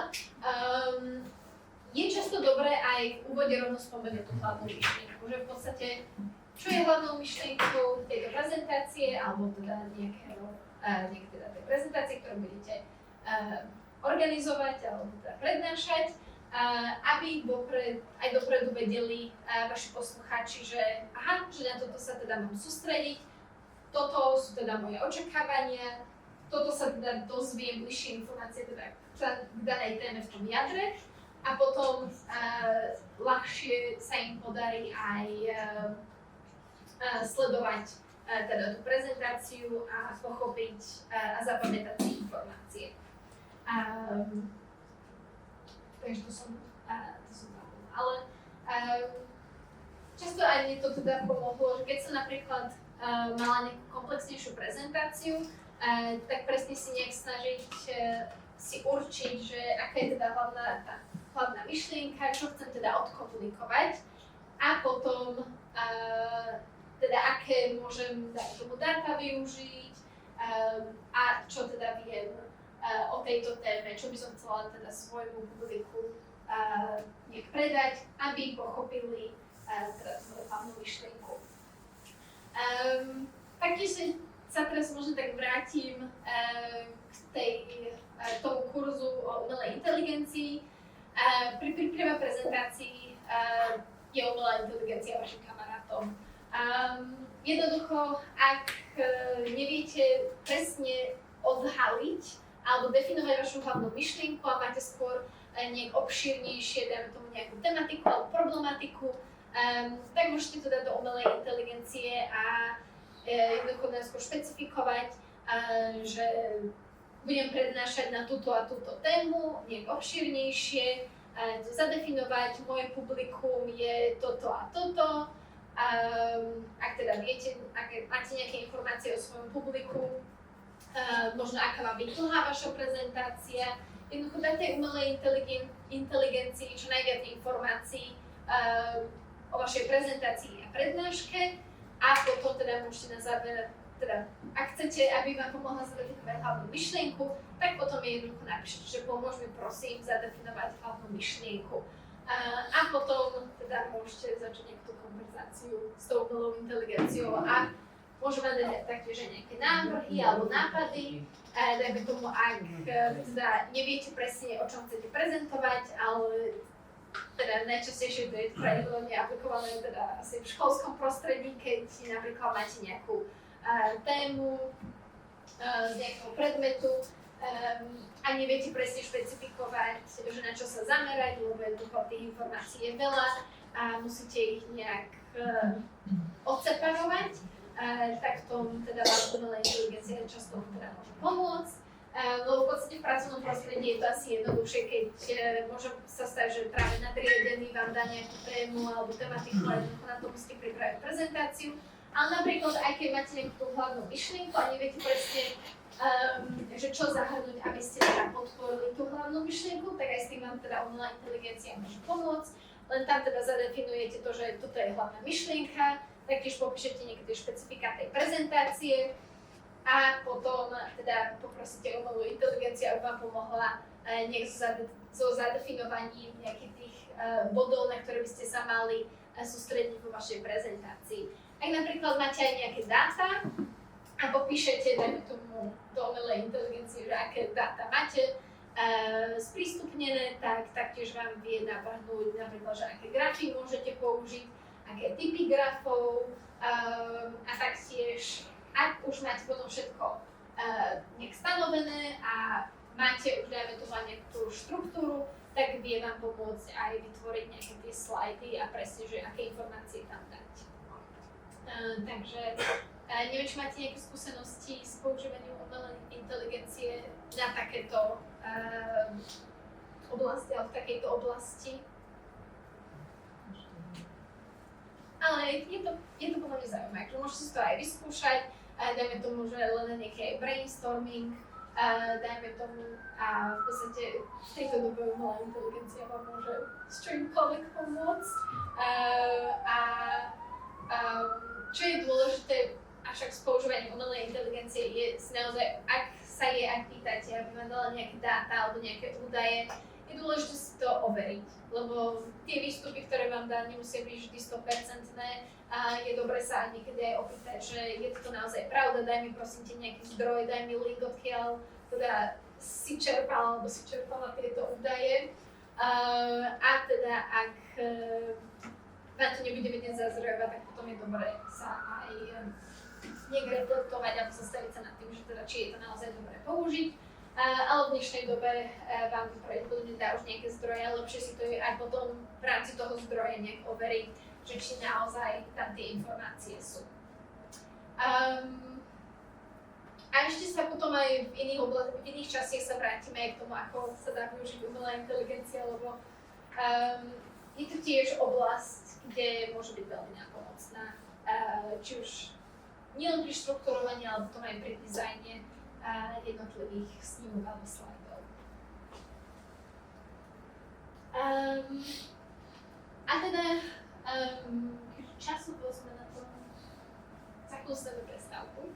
Ešte týchto máme 3 slajdy, ktoré prebehneme a potom bude prestávka. Takže nejak bližšie k tým jednotlivým častiam. Čo je dôležité pri úvode je, že to vtedy má ten prezentujúci čas zaujať. Ak niekedy sa hovorí, že ak nezaujíma prezentujúci v prvých 30 sekundách prezentácie, tak potom stratí svoje publikum do konca. Preto je dôležité, aby ten úvod bol zaujímavý, aby nebol monotónny aspoň ten úvod, ak aj človek má nejaký monotónnejší prednies alebo monotónnejšiu, dajme tomu tému alebo abstraktnejšiu, tak vtedy je dôležité najmä v tom úvode nejak si získať do publikum, aby teda počúvali a aby možno potom aj lepšie fungovala aj diskusia, aj tá interakcia medzi publikom a prezentujúcim. Ak som spomínala, je dôležité vysvetliť, čo je cieľom prezentácie a taktiež je to možnosť, kedy máte teda možnosť nastaviť očakávania poslucháčov, teda aby vedeli, čo očakávať počas prezentácie, čo očakávať na konci, čo sa dozvedia, čo by sa mali naučiť. Takže to sú také tie hlavné body. Čo je dôležité si uvedomiť, že v dnešnej digitálnej dobe ľudia majú vždy telefóny, takže keď ich niečo nebaví, začnú si scrollovať na telefónoch a teda ak väčšina vašho publika začne si scrollovať alebo teda hľadať si veci na internete, na telefónoch, tak je veľmi ťažké si získať späť ich pozornosť, lebo často to, čo je na tom na internete, je zaujímavejšie. A teda preto je dôležité, aby ten bol naozaj dobre premyslený. A taktiež, čo s tým spolu súvisí, je tá pozornosť ľudí sa stále skracuje a skracuje. Pričom v minulosti to bolo na minútu a pol, teraz sa hovorí, že ľudia majú pozornosť nejakých 58 sekúnd, neviem, možno tá mladšia generácia, lebo jednoducho aj ten obsah, ktorý prijímajú cez sociálne siete alebo na internete, tak sú to 30 sekundové minútové videá a potom bude už niečo iné. Takže je aj to dôležité mať na pamäti, že často nemôžete možno, teda po dlhú dobu nemôžete rozprávať o tom istom, lebo jednoducho, ak sa stane nezaujímavé pre to publikum, tak začnú si pozerať na počítač, teda nie na počítač, že počítač nepotrebujete, stačí telefóny a potom teda je veľmi ťažké získať tú pozornosť toho publika znovu. Máte s tým možno vy nejakú skúsenosť? Asi máte skúsenosť z tej druhej strany, že máte vidieť, že všetci telefóny, takže ale aj na sebe to ja vidím tiež, že keď napríklad je nejaká prezentácia nudnejšia, tak jednoducho niečo vám príde nejaká notifikácia na telefóne, prečítate si notifikáciu, potom zrazu zistíte, že už ste neviem koľka tej aplikácii, pozeráte si video, odpisujete na maily, píšete si s niekým, takže je to naozaj ťažké v dnešnej dobe zaujať ľudí a udržať si potom aj ich pozornosť. Ešte niečo som k tomu chcela povedať. Taktiež ešte je to ešte náročnejšie pri online prezentáciách, najmä pri nejakých pracovných, kedy máte na pozadí svoje maily, ktoré vám prichádzajú a teda niekedy práve ten čas počas nejakých tých stretnutí alebo prezentácií, keď nemusíte napríklad prednášať alebo teda nemusíte nejak aktívne participovať, tak je to ideálny čas na odpisovanie na maily, na robenie zanedbanej dajme tomu roboty. Takže v online forme je to ešte náročnejšie získať si niekoho pozornosť. Ale k tomu sa potom tiež dostaneme. Ak ide o jadro prezentácie, tak medzi také tie hlavné princípy patrí, že mali by sme mať maximálne 2 až 4 hlavné myšlienky. Ak ich máme viac, tak ľudia väčšinou zabudnú všetky, alebo si zapamätajú iba jednu.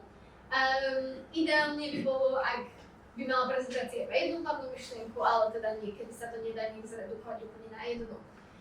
Je dôležité, aby tiež tie prezentácie mali nejaké to logické usporiadanie, aby ste, dajme tomu, neskákali z témy na tému, dajme tomu, že z komplexnejších vecí na nejaké iné komplexné veci a potom človek má z toho taký až tak akurát. Čo je dôležité, je tiež používať príklady, lebo v podstate na nich vedia ľudia lepšie pochopiť nejakú danú problematiku a vedia si ju tiež aj viac prisvojiť, lebo potom nejak možno si to vedia prelenúť aj do svojej nejakej skúsenosti a potom si to aj ľahšie zapamätajú. A ak ide o záver, tak záver by mal vždy zhrnúť nejaké tie hlavné body, zdôrazniť tú kľúčovú myšlienku a obsahovať nejakú aj výzvu napríklad, nejakú call to action. Ak ide o ekologickú prednášku, že? Áno, môže byť. Áno, najmä vtedy je to už veľmi jednoduché. Ale napríklad aj ak máte nejakú prednášku na akademickej pôde, tak môže to obsahovať nejakú výzvu napríklad pre študentov, aby nejak sa preštudovali bližšie nejakú tému, aby sa pozreli na nejakú problematiku, ale napríklad môže to byť nejaký call to action, alebo teda nejaká výzva, ja neviem, že dať nejakú spätnú väzbu, alebo že sa stretnete o týždeň a potom prediskutujete niečo iné. A teda ten človek, keď vie, že o týždeň sa stretne a bude diskutovať nejaké téme, tak samozrejme si ju bude nejaká aj pripravovať v rámci toho voľného času, alebo teda v rámci toho medzi obdobia. Takže tá výzva môže byť tiež na rôznych formách, ale teda často tu je, že tam to máte environmentálne témy. Aj sme si nedostali do polovice prezentácie, ale nevadí. Možno skúsim si nejak teraz švihnúť trochu. V podstate v tejto časti sa pozrieme na nejaké konkrétne príklady. Pozrieme sa na to, ako štrukturovať slajdy alebo snímky. A čo je dôležité, ako som už teda spomínala, si zapamätať, je, že slajdy nie sú skriptá. Ako teda niekedy sa môže stať, človek alebo teda prezentujúci môže mať nejakú pocit, že musí všetko dôležité zahrnúť na slajdoch, avšak vtedy sa môže stať, že zahrnie príliš veľa textu a potom máte teda na slajde iba text, veľa textu a potom sa teda stane to, že to publikum začne si čítať tie texty a potom strácate teda ich pozornosť. Ako teda dobre bolo poznamenané, aj tu máte nejaké poznámky, keďže to zobrazenie pre toho prezentujúceho je iné a teda dá sa nastaviť tak, aby bolo iné ako pre vašich poslucháčov alebo teda pre to publikum. A keď potrebujete, tak práve do tých poznámok si môžete zapísať nejaké ďalšie informácie. Po prípade si môžete urobiť nejaký poznámkový blok, nejaké kartičky, kde si zapíšete nejaké tie hlavné údaje, body, z ktorých sa teda viete odpichnúť. Alebo napríklad, ak máte nejaké dáta, tak nejaké tie konkrétne štatistiky si tiež viete zapísať na papier. A že je dôležité si zapamätať, že okrem toho, že tie slajdy alebo snímky nie sú skriptá, tieto slajdy by mali podporovať prezentáciu. To znamená, že sú tam, aby vám pomohli, aby ste sa vedeli teda odraziť od nejakých tých hlavných bodov, ale taktiež sú tam aj pre publikum, aby teda vedeli, aby tiež mali nejaké podporné body, o čom sa v danom momente rozpráva. Napríklad môže sa stať, že teda začnete si scrollovať na telefóne a potom si ale tak uvedomíte, že aha, že tu mám nejakú prezentáciu, alebo teda, že tu mám niekoho počúvať. A nech sa stratíte, tak tam si presne viete pozrieť nejaké tie záchytné body, že aha, dobre, tak tuto napríklad hlavným bodmi nečítajte zo slajdov, tak viete, že aha, dobre, asi hovorím o štruktúre a tak ďalej. Takže ako som spomínala, je dôležité taktiež nečítať zo slajdov. Problémom aj toho, keď si dajme tomu napíšete nejaké tie dlhé vety alebo skriptá v úvodzovkách na tie snímky, je, že potom vás to ťahá to čítať. Lebo viete, že aha, že však tam mám všetky informácie, to stačí, keď poviem. Tak potom sa stane to, že takto sa otočíte a takto čítate tiež. A čo sa potom teda stane, že ste chrbtom publiku a teda potom tam tiež nejak vzťahal to vaše prepojenie s tým publikom nejak upadá. A tiež ľudia často čítajú rýchlejšie ako hovoria, takže to publikum si rýchlejšie prečíta teda ten slajd a tie informácie tam, ako vy to celé teda zodpoviete. Takže keď máte iba týchto pár nejakých podporných bodov alebo hlavných fráz, tak tí si vedia rýchlo prečítať, ale stále vy sa spoliehajú na to, aby teda vy ste im dali alebo predali tú hlavnú myšlienku, hlavné informácie v danej problematike. Teraz sa pozrieme na pár príkladov slajdov a teda vašou úlohou bude povedať, čo je na nich správne, čo je na nich nesprávne. Tu máme napríklad prvý príklad. Stručné sa máš správne.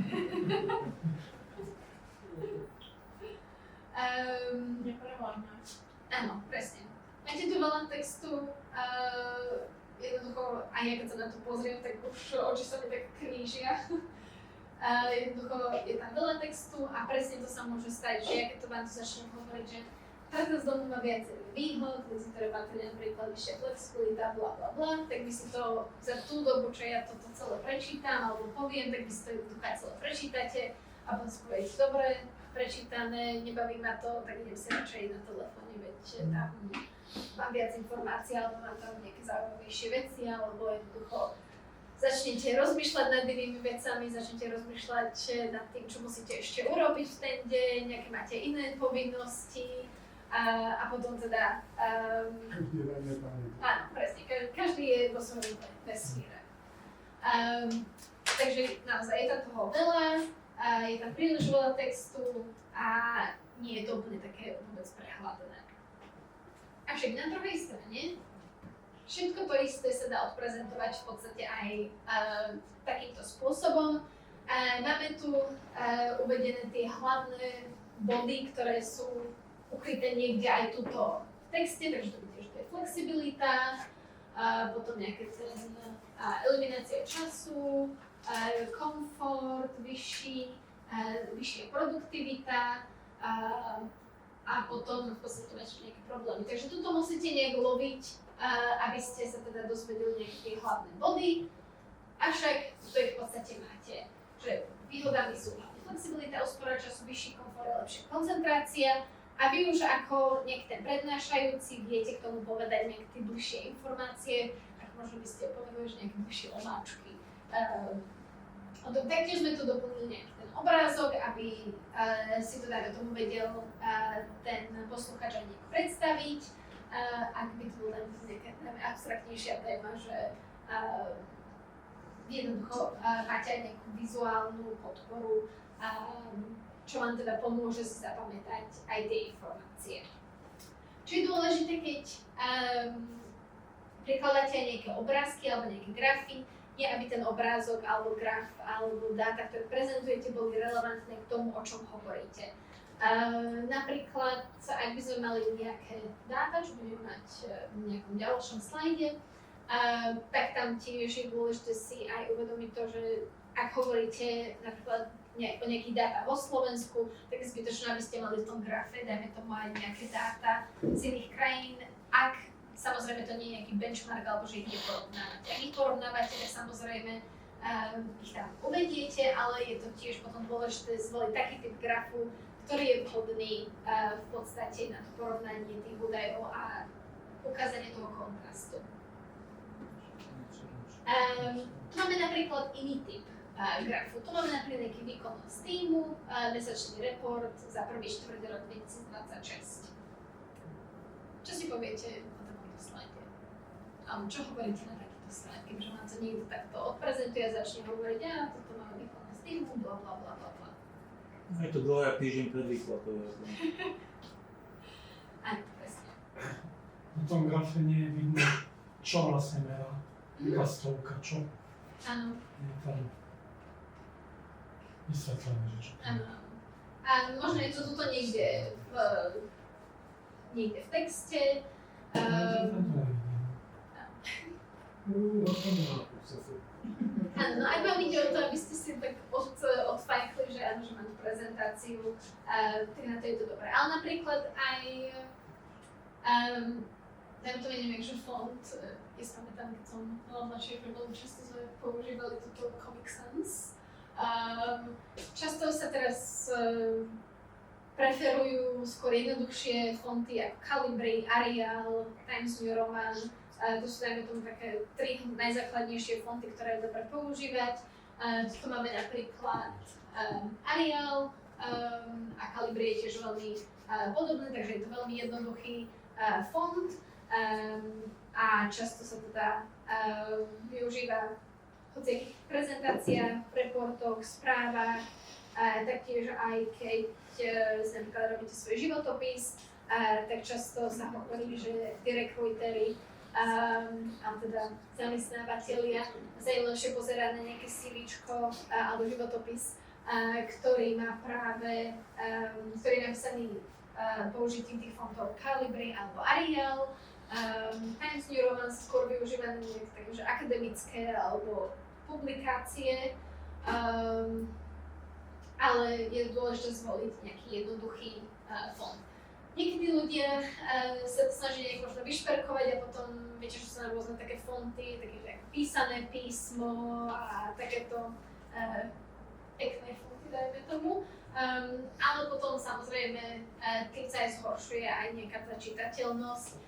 Taktiež je dôležité si uvedomiť, že napríklad v slovenčine, tým, že máme nejaké dĺžne, mäkčenie a písmená, ktoré nie sú v anglickom jazyku, tak ten text, tak ten font nemusí byť prispôsobený našej ABCD, takže to môže sa stať napríklad, že ak si vyberiete nejaký taký pekný písaný font, tak budete mať že pekné písmená a potom zrazu T alebo Y budete s dĺžňou budete mať zrazu takýmto obyčajným fontom, takže to bude také nepekné a také lámavé. Ale to už sa väčšinou, asi veľa ľudí to už nerobí, ale vždy sa potom nenájde niekto, kto by sa to snažil nejak vyšperkovať. Potom taktiež, čo je tu problematické, napríklad použitie farieb. Tuto máte, až ak vo februári došlo k poklesu, je to zeleným. Zelená väčšinou evokuje niečo pozitívne, takže zelenou by sme mali skôr zvýrazniť nejaký rast. Avšak a toto na druhej strane, tu máme červenú, nárast výkonnosti približne o 4,1%. Takže znovu je tam nejaká tá kontradikcia medzi tým, čo vám dáme tomu nejaký ten farebný kontrast evokuje oproti tomu, čo je napísané na snímke. Takže ak chceme používať farby, tiež je dôležité ich používať nejak logicky, aby teda boli v súlade s tým, čo prezentujeme. Na druhej strane, keď sa pozrieme na taký jednoduchší graf, tak tu máme iba pár bodov, je to čitateľné a v podstate ten poslucháč rýchlejšie porozumie tomu, čo chcete odprezentovať, alebo teda tej komunikácii.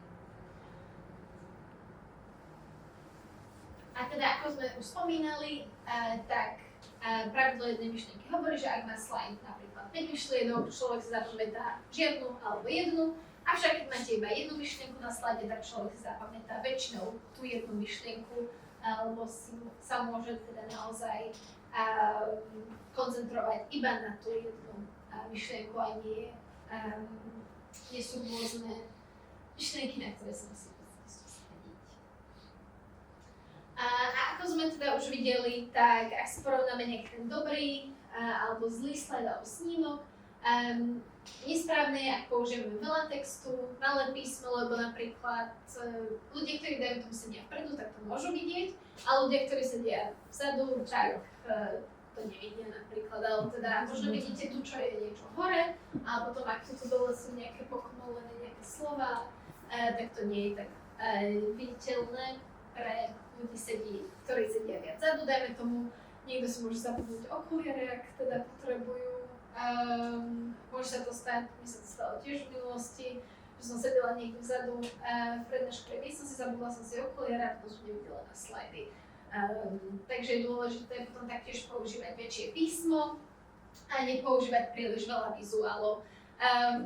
Ak chcete napríklad zahrnúť aj obrázky, aj grafy alebo rôzne vizuály, tak si ich rozdielte na viaceré slajdy. Na jednom slajde by mal byť maximálne jeden vizuál a nejaký text k tomu. Po prípade, ak nemáte žiadny text, môžu byť dva vizuály. Aby to jednoducho bolo prehľadné. A v podstate v angličtine sa to volá, že white space, teda biely priestor.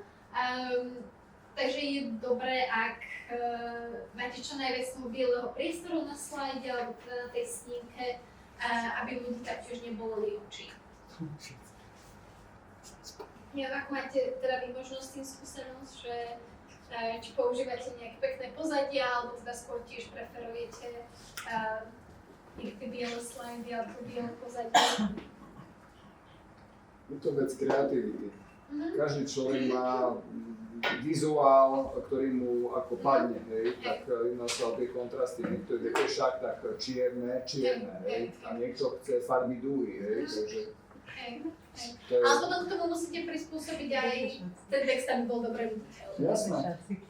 Lebo niekedy sa môže stať, teda čo ja si pamätám, že zo starých čias, teda niekedy z takých starých čias, ale aj keď som chodila do školy, že niektorí vyučujúci aj nemali napríklad, že červené pozadie a potom na to mali, máme červené pozadie a čierny text. Tak tam potom niekedy ste naozaj zle videli, že tam nebol žiadny ten kontrast a potom teda nevedeli ste to prečo. Keď ste sedeli vpredu, alebo možno sa môže aj to stať, že napríklad na to počítači to vidíte inak. Ale potom, keď je to vysvietené, tuto to nie je taký problém, lebo toto je tiež obrazovka. Ale keď máte napríklad dataprojektor a premietate, dajme tomu na plátno, tak tam tie farby nie sú úplne také isté, ako ich vidíte aj na tom počítači.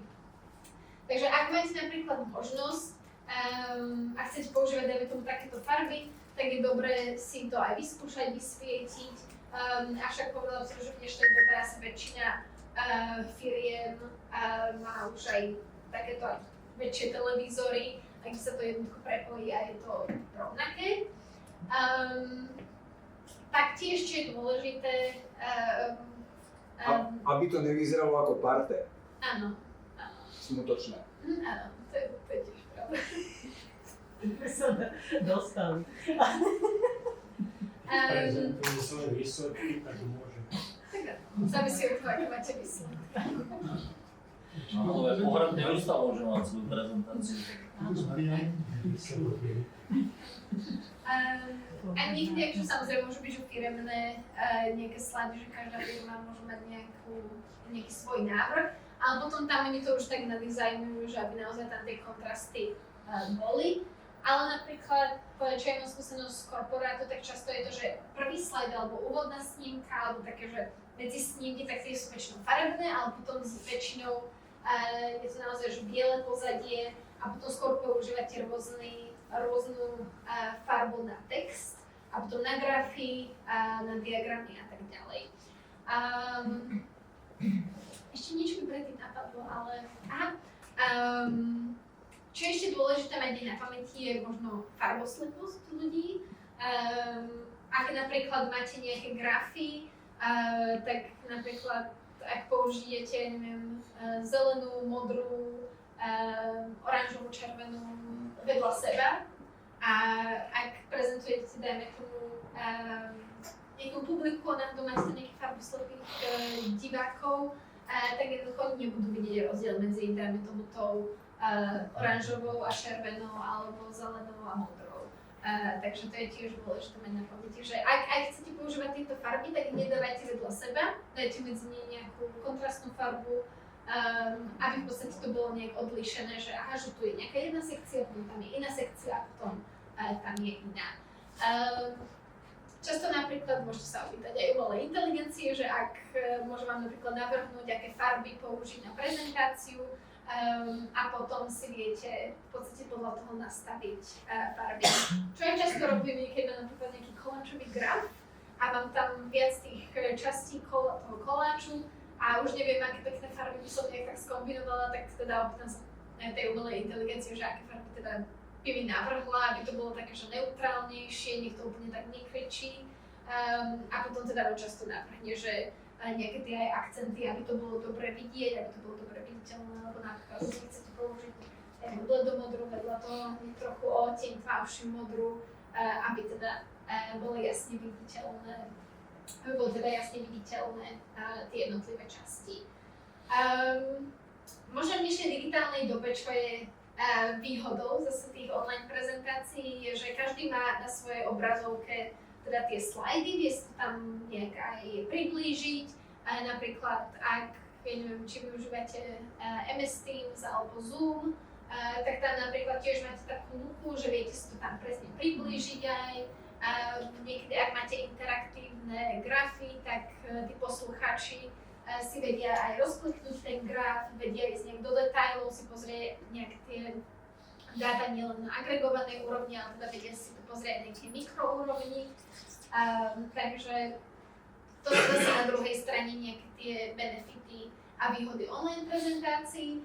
Ale často napríklad aj ak máte nejaké prednášky, tak tie môžu byť tiež akoby už obohatené o nejaké tieto multimédia a napríklad môžete využívať rôzne kvízy, môžete mať rôzne úlohy alebo otázky, ktoré sa pýtať publika, a potom publiku odpovedať cez svoj telefón. To sú tiež v stredu môžeme ukázať niektoré tieto aplikácie, ako si to nastaviť, ako to funguje. Veľmi populárne sú napríklad Kahoot, to čo sa často používa aj v školách. Teda Kahoot sa podľa mňa najčastejšie využíva v školách, lebo tam máte kvízy, môžete robiť testy. Potom napríklad veľmi populárne je Slido, kde sa môžete pýtať otázky, sú to teda potom anonymné otázky a chodíte teda tomu prezentujúcemu a teda on už vidí, že aha, že tuto mňa napríklad prišla otázka k tomuto slajdu, tak rovno ju vie zodpovedať. Po prípade na konci sa otvorí Q&A, alebo teda otázky a odpovede, máte takú sekciu a potom teda ľudia môžu začať posielať otázky, po prípade ak už nejaké zaslali, tak na konci teda sa tieto zodpovedia. A potom taktiež existuje napríklad Mentimeter, kde máte možnosť, napríklad máte nejakú otázku, každý sa teda prihlási pod nejaký ten daný kód a napríklad môžeme napríklad k tejto téme by bolo, čo si predstavujete pod pojmom efektívna prezentácia. Tak potom každý by tam mohol napísať, že čo si predstavuje pod týmto pojmom. Tu by sa nám to začalo tak zobrazovať, ak niekto napríklad napíše ten istý pojem viackrát, tak dajme tomu, že tá bublina by sa zväčšila. A takže takto môžete tiež mať aj interaktívne, aj nielen online prezentácie, ale aj takéto v podstate prednášky. Je to možno lepší tool, alebo lepšia taká pomôcka pri väčších prednáškach, keď máte teda viac ľudí, tá komunikácia je možno náročnejšia, ale takto viete veľmi rýchlo získať nejaký ten prehľad o svojom publiku. Napríklad na úvod niektorí speakery to robia, že dajme tomu opýtajú sa na nejaké očakávania toho publika a potom na základe toho, aké teda sú tam očakávania na začiatku tej prezentácie, vedie nejak prispôsobiť celú tú prezentáciu a podľa toho teda aj nejak personalizovať to, čo budú prednášať zároveň a teda na tom mieste. Takže na to by som sa chcela ešte v stredu, ak dúfam, že bude opäť čas, sa na čo pozrieť tiež. A teda potom môžete aj vy v budúcnosti alebo teda v praxi taktiež to využívať. A koľko je podľa vás ideálne mať textu na nejakej jednej snímke? To v čísle nejakom to chcete? Písmenok? Koľko riadkov? No, takže dajme tomu, že koľko riadkov, že, alebo ja neviem, že koľko by podľa vás jedna odrážka mala mať, ja neviem, slov, alebo ja neviem, že nemá to byť viac ako, že jedna odrážka by mala byť aj to, že iba jeden riadok, že aby neprelínal sa do ďalšieho riadku, alebo... Slovo. Čím menej, tým lepšie. Petline. Oh yeah, yes. Petline is one is good for slide. Yeah, exactly. Yeah.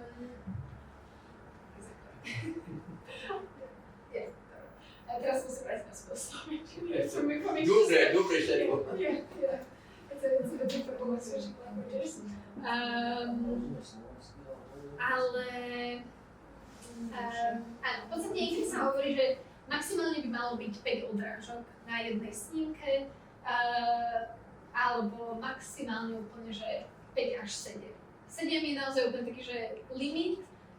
Keď robili nejakú štúdiu, tak a skúmali, koľko si ľudia zapamätajú, tak 7 bolo úplne také, že maximum, čo si niektorí zapamätali. Ale ideálne je tak mať tých naozaj 5 odrážok.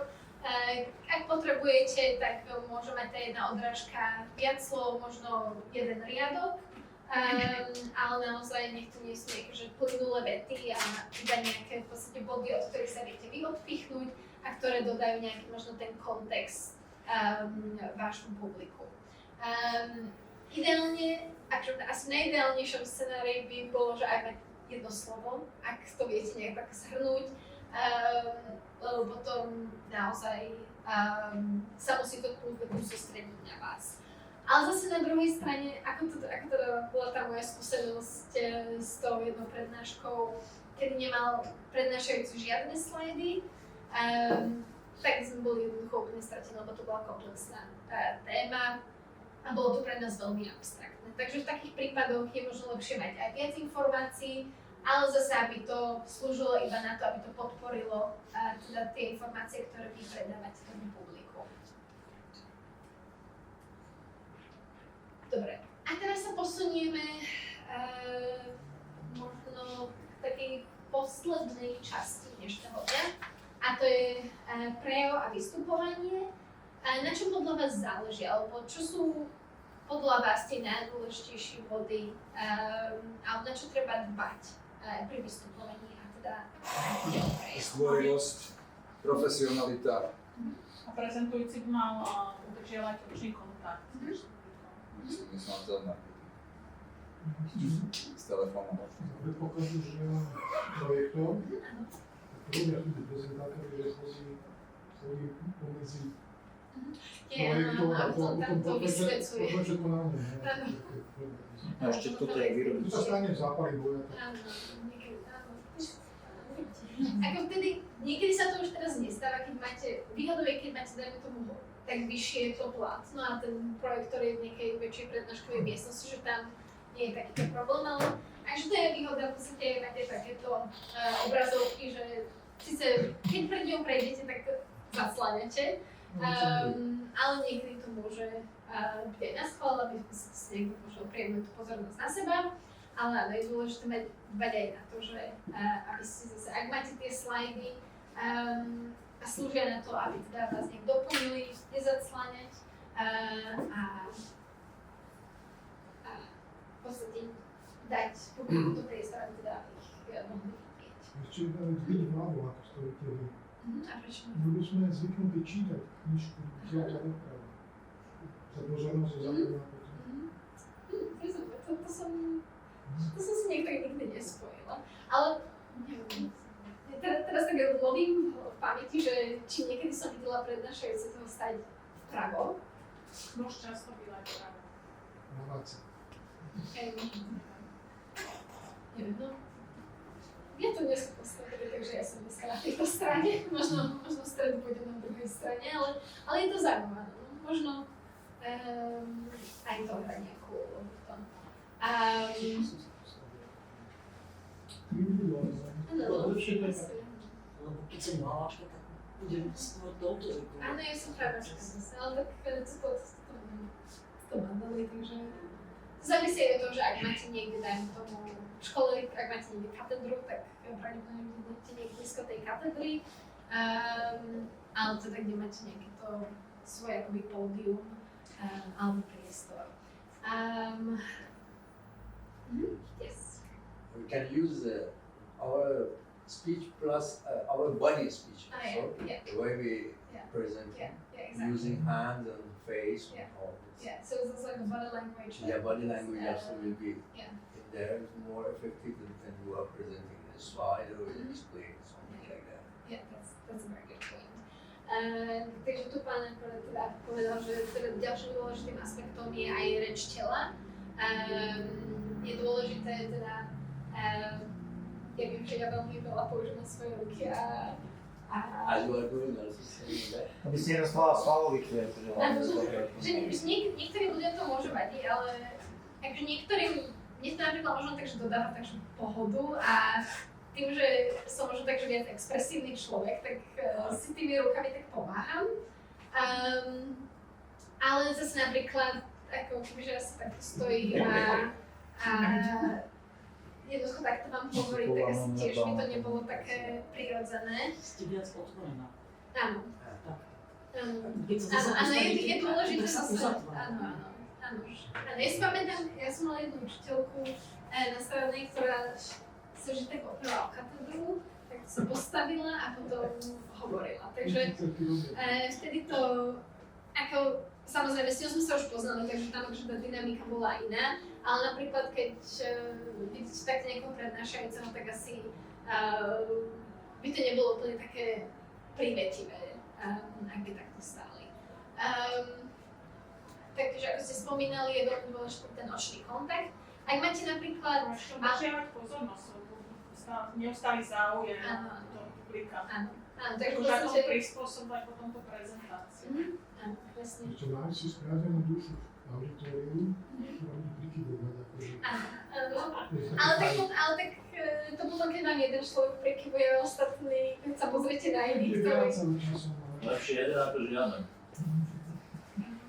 To je tiež pravda. Ale v podstate, keď máte nejaké menšie publikum, tak je to ľahšie držať akože ten očný kontakt s jednotlivcami, lebo máte v podstate ten čas a priestor sa pozrieť, dajme tomu tak aspoň skoro na každého sem tam.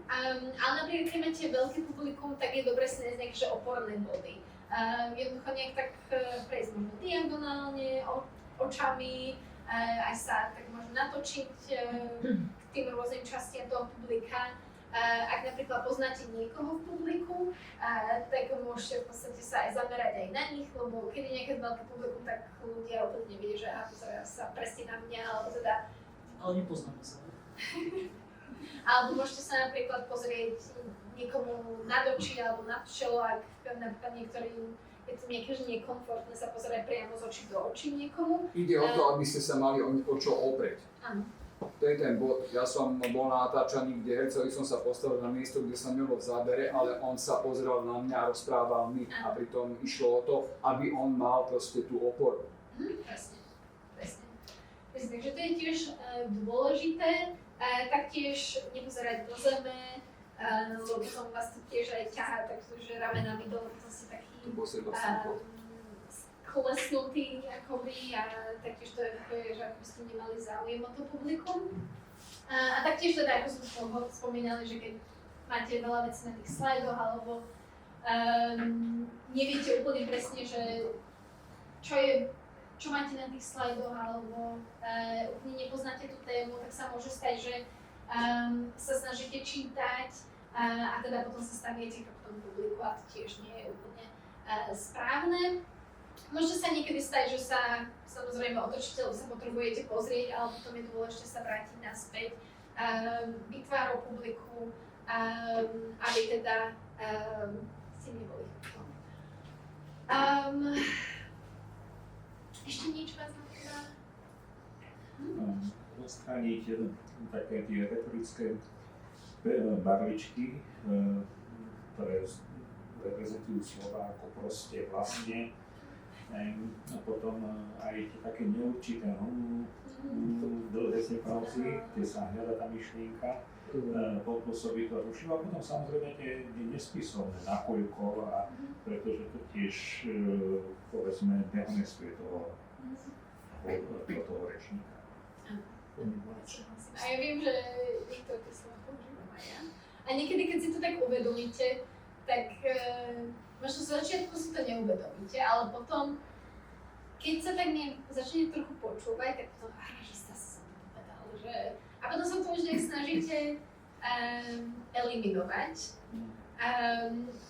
Ale zo začiatku, preto je aj dôležité, aby ste dostali nejakú spätnú väzbu od publika. Lebo možno niekto si to neuvedomí, keď prezentuje, a potom keď dostane takýto feedback, tú spätnú väzbu, tak potom vie, na čom má pracovať a potom si to začnete aj uvedomovať počas tej prezentácie a viete to eliminovať. Na vás sa mi páči to, že nepredávate seba pri vystupovaní, ale predávate tému. To je veľmi dôležité. Taký najlapidárnejší príklad je humorista.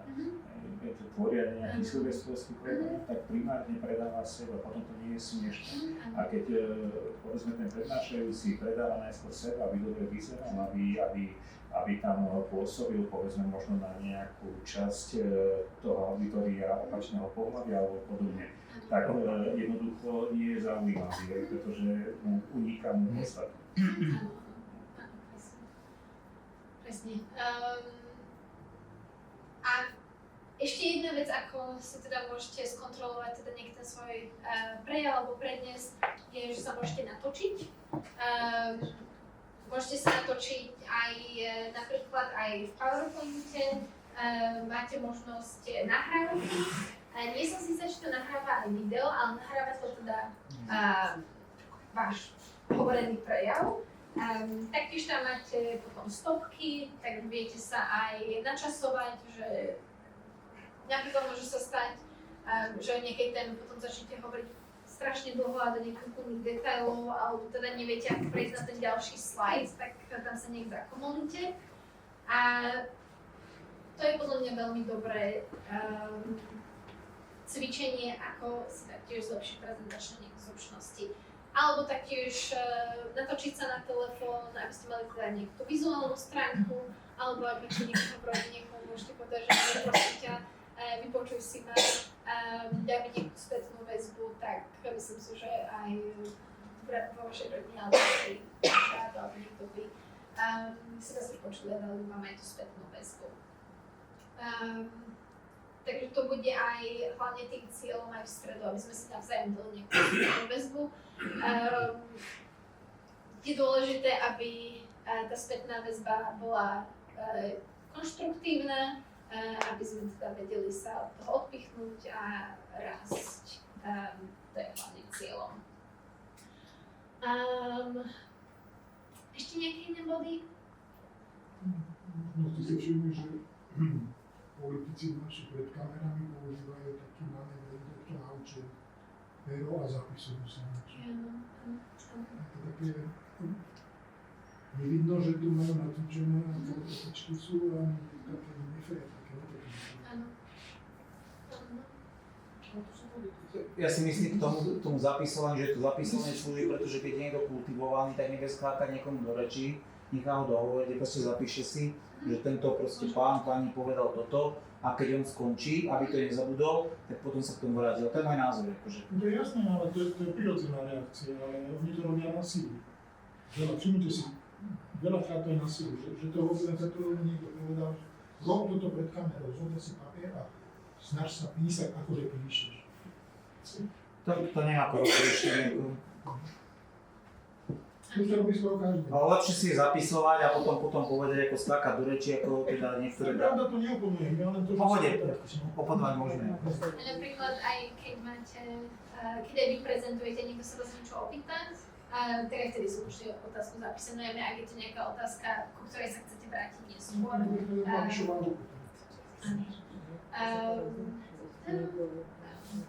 Ešte možno niečo iné? Takže ako sme hovorili, taktiež hlas je veľmi dôležitý a hlasitosť.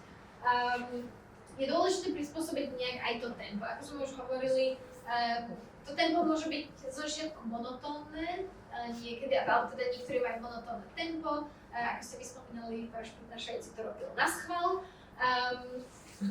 Ale zase to tempo môžete používať aj na nejakú dramatizáciu, ak hovoríte nejaký, alebo rozprávate nejaký príbeh, tak ak chcete niečo zvýrazniť, tak to tempo toho hlasu tomu prispôsobíte. Môžete taktiež aj znížiť trochu hlasitosť a potom ju teda zvýšiť, aby ste teda dodali nejaký ten efekt aj po hlasovej stránke. Ak bolo teda spomenuté reštele, taktiež veľmi dôležitá, je dôležité nejak nestať úplne ako nejaký solný stĺp, ale zase nejak úplne asi rozhadzovať rukami tiež nie je úplne ideálne, takže ideálne je tak držať sa tak okolo seba, aby dajme tomu, aby ste nikoho nebúchali, do ničoho ste nebúchali a aby to nebolo príliš rušivé. Taktiež bolo spomenuté očný kontakt a tiež aj pauzy sú dôležité. Ak niečo zabudnete, je fajn si dať 30 sekúnd tichosť, nejakú pauzu, snažíte sa vtedy zaloviť v myšlienkach, čo teraz poviem, alebo čo som chcel povedať, alebo aj pridať nejakú dramatickú pauzu, po prípade nechať nejaký priestor publiku tiež porozmýšľať, sprocesovať tie informácie, ktoré ste im dali. Takže nie je to problém. Niekedy to aj padne vhod, aby to publikum mohlo reflektovať. Sú na tom časovo. Dobre. A s týmto teda súvisí aj postoj a držanie tela. Ako som spomínal, je dôležité, aby sme sa nikdy nehrbili, nepozerali do zeme, mali by sme nejaký stabilný postoj, nohy na šírku ramien, spriamené držanie tela, uvoľnené ramena, nebyť nejaký taký napätý, lebo potom nevidie, že sme v strese, že máme trému, snažiť sa nejak uvoľniť a používať nejaké tie prirodzené gestá a nesnažiť sa teda nejak veľmi rozťahovať a byť príliš v priestore alebo teatrálne, presne. Ďakujem. Ešte nám zostal nejakých 10 slajdov. A tam by sme sa asi dostali budúci týždeň, na prednáške v stredu. A potom teda ešte, aby som nezabudla teda na tú domácu. Ak máte možnosť, najmä a kapacitu, bolo by to super, ak by ste si mohli pripraviť nejakú krátku prezentáciu. Pravdepodobne nie na, dajme tomu, že 1 až 2 minúty. Téma môže byť niečo z vašho pracovného prostredia alebo téma, ktorá vás zaujíma a budeme prezentovať na ďalšej hodine. Ja vám túto prezentáciu zašlem dnes večer spolu aj s učebnicou a s cvičebnicou, takže tam je potom dôležité aj samoštúdium, môžete tam pozrieť dodatočné informácie, dodatočné zdroje. A potom, ak máte akékoľvek otázky, tak mi môžete poslať mail, alebo ich môžeme prebrať aj v stredu alebo v piatok. A potom, ako som dopredu spomínala, už tak budeme mať taký viac aktívny, možno takú aktívnejšiu hodinu, aj s nejakými inými aktivitami. Takže kľudne mi prezentáciu môžete poslať dopredu, ja to tu budem mať na laptope, aby sme to tu mohli vysvietiť, ale tak bolo by to super, ak by ste si našli trochu času za to urobiť. A potom si môžeme dať poslednú tú spätnú väzbu, je to najmä pre vás. A tak ďalej. Presne. To je, myslím si, že jeden taký hlavný bod. Taktiež v podstate, že musíme myslieť na naše publikum. Nie viac, ako ste spomenuli, štruktúra je taktiež základ, ktorý máme štruktúru. A taktiež prejav robí rozdiel, takže je dobré v podstate si aj nejak natrénovať prejav a prezentovanie. Cieľom teda dnešnej hodiny bude upevniť si princípy, ktoré sme si uviedli na prvej hodine, taktiež vyskúšať si prezentovanie v praxi a naučiť sa pracovať s rôznymi nástrojmi, tak pozrieme sa na Canvu, taktiež ako môžeme využiť umelú inteligenciu pri robení prezentácií a taktiež sa pozrieme na nejaké aplikácie, ktoré sú zamerané na interakciu medzi prezentujúcim a publikom, takže sa pozrieme na Slido, Mentimeter a potom ešte si môžeme pozrieť aj napríklad Kahoot a aj MS Force, ktorý sa teda potom aj aplikovať priamo v MS Teams. Taktiež si ešte pozrieme nejaké iné nástroje, ktoré sú založené na umelej inteligencii a vytvárajú teda prezentácie.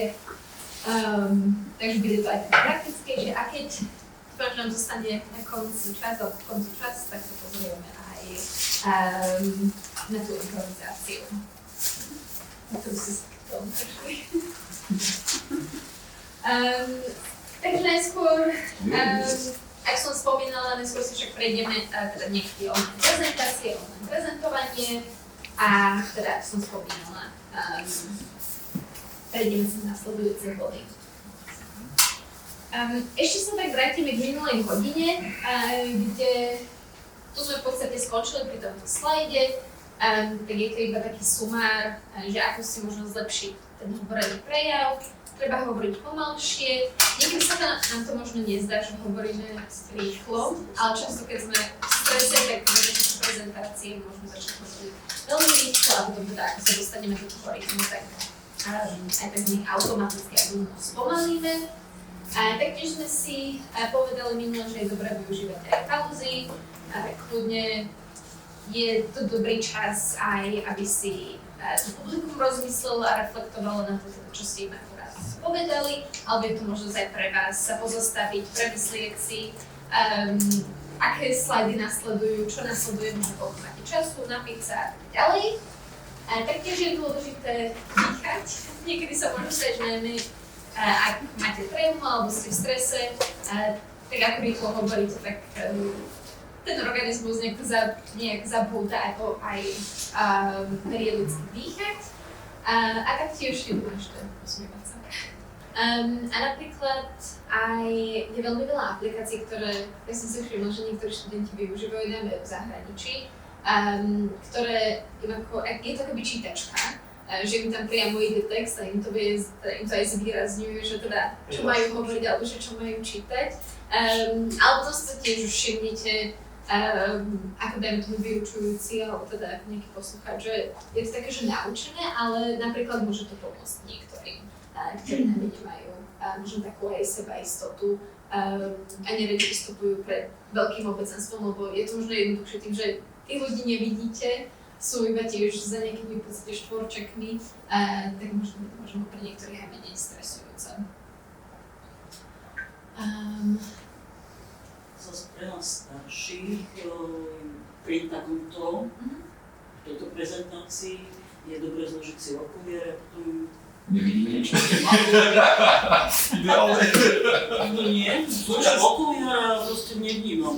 A rozmazané tváre. Všetci sú rozmazaní, všetci sú krásni. Super. Proste niekde to potom problém. No to je pravda. K tomu spejem. Nepýtal v túbali. Aj do blízka. Aj no to je tiež dobrá pomocka napríklad. Takže v podstate je to iné prostredie online a tým pádom má aj nejaké iné pravidlá.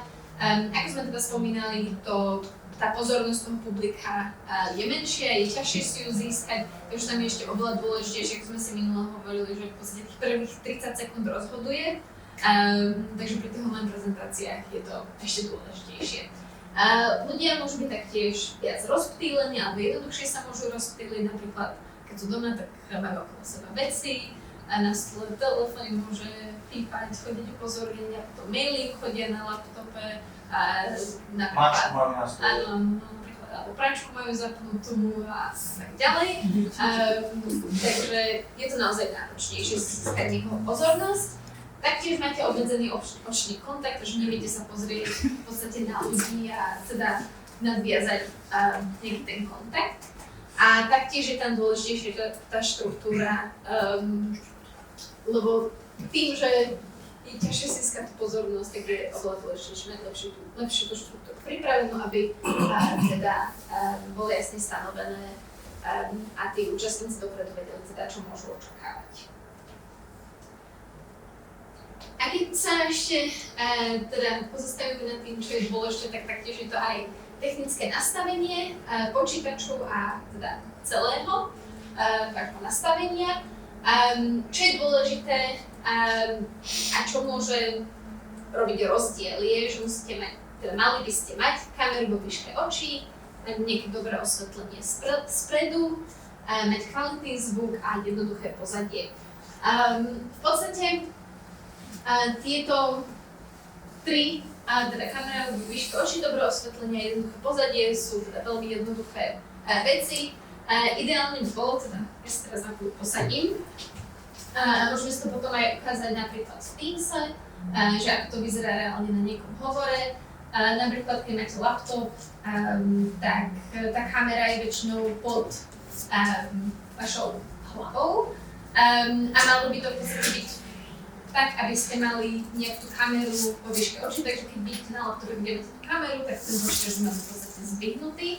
Nemusíte si kúpovať potom nejaké podstavce, kľudne si môžete dať knihy pod to, ak neprezentujete veľa online. Taktiež v podstate, čo sa týka dobrého osvetlenia, dajú sa veľmi lacno kúpiť nejaké také malé ring lighty, ktoré si viete dať za počítač, alebo napríklad máte nejakú malú lampu stolnú, tak kľudne si ju dať. Taktiež za počítač, aby v podstate vaša tvár bola osvetlená. Ak máte náhodou okná za sebou, tak si je potrebné zastrieť, aby ste teda nemali nejaké svetlo za sebou, aby ste neboli v tieni. A jednoduché pozadie, ak máte možnosť, tak ideálne vybrať si také miesto, kde za sebou nemáte nejaké veci, alebo najmä osobné veci, alebo teda v Teamse a v tých aplikáciách si môžete zvoliť ľubovoľné pozadie. Často tam sú také farebné pozadia, pekné, animované a tak ďalej. Môže to vyzerať pekne, ale je lepšie si dať nejaké jednoduché pozadie, jednofarebné, aby teda to nekričalo zbytočne, aby ste teda vynikli.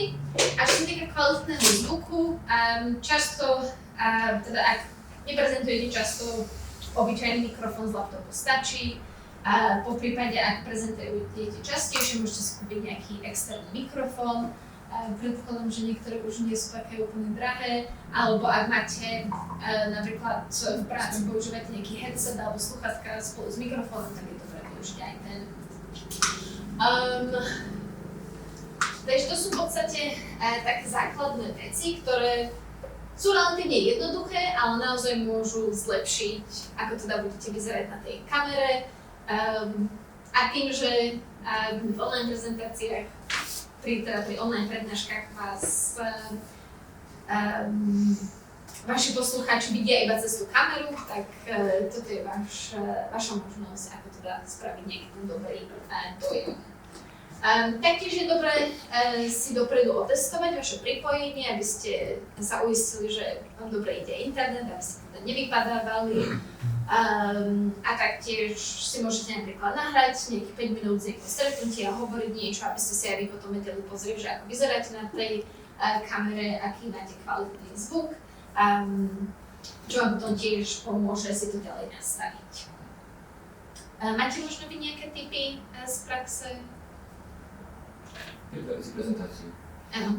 Napríklad. To proste veľmi často pozerám treba aj takých youtuberov a sú veľmi krásni, ktorí začnú robiť, že viete, že výborná vec na nejakom programe AI a tak.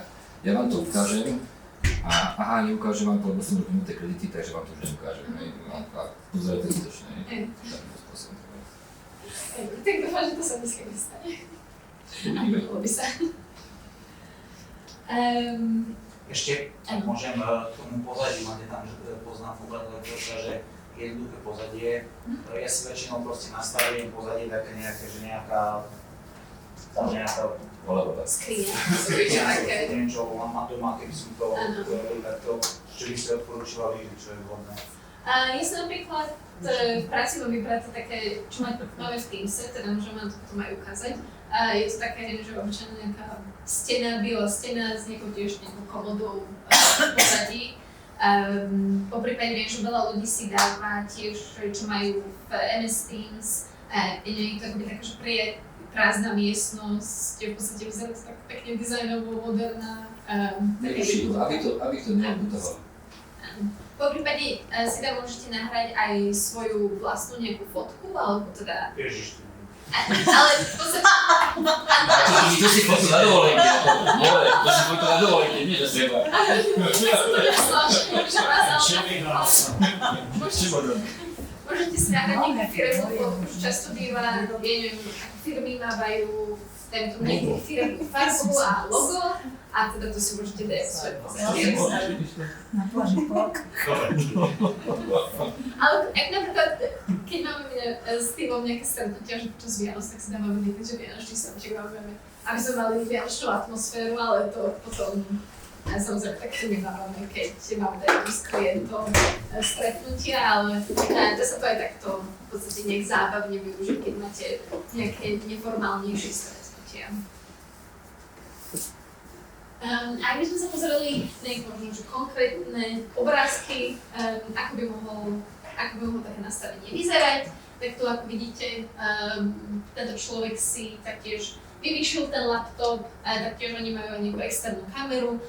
Ak máte viac stretnutí online a chcete teda investovať, tak taktiež si môžete zadovážiť nejakú externú kameru. Tu majú tiež nejaké svetlo si tam dali a potom v podstate dali si klávesnicu externú a myšku, aby teda vedeli pohodlne písať, ak treba.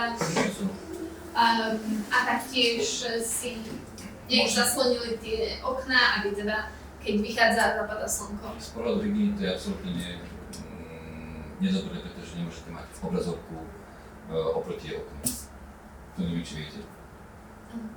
A vidíte. Áno, akože, ale to je v podstate to ide o to, aby ste mali dobré svetlo, alebo že aby ste mali dobré osvetlo. Tam máte externé svetlo.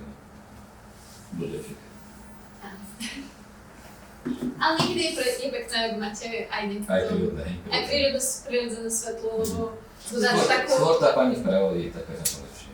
Áno. No v podstate to je akoby taký iný príklad, že také, dajme tomu, že jednoduchšie a také externé svetlo alebo nejaké light si viete robiť, že neviem, to je teda ste, ako som povedala.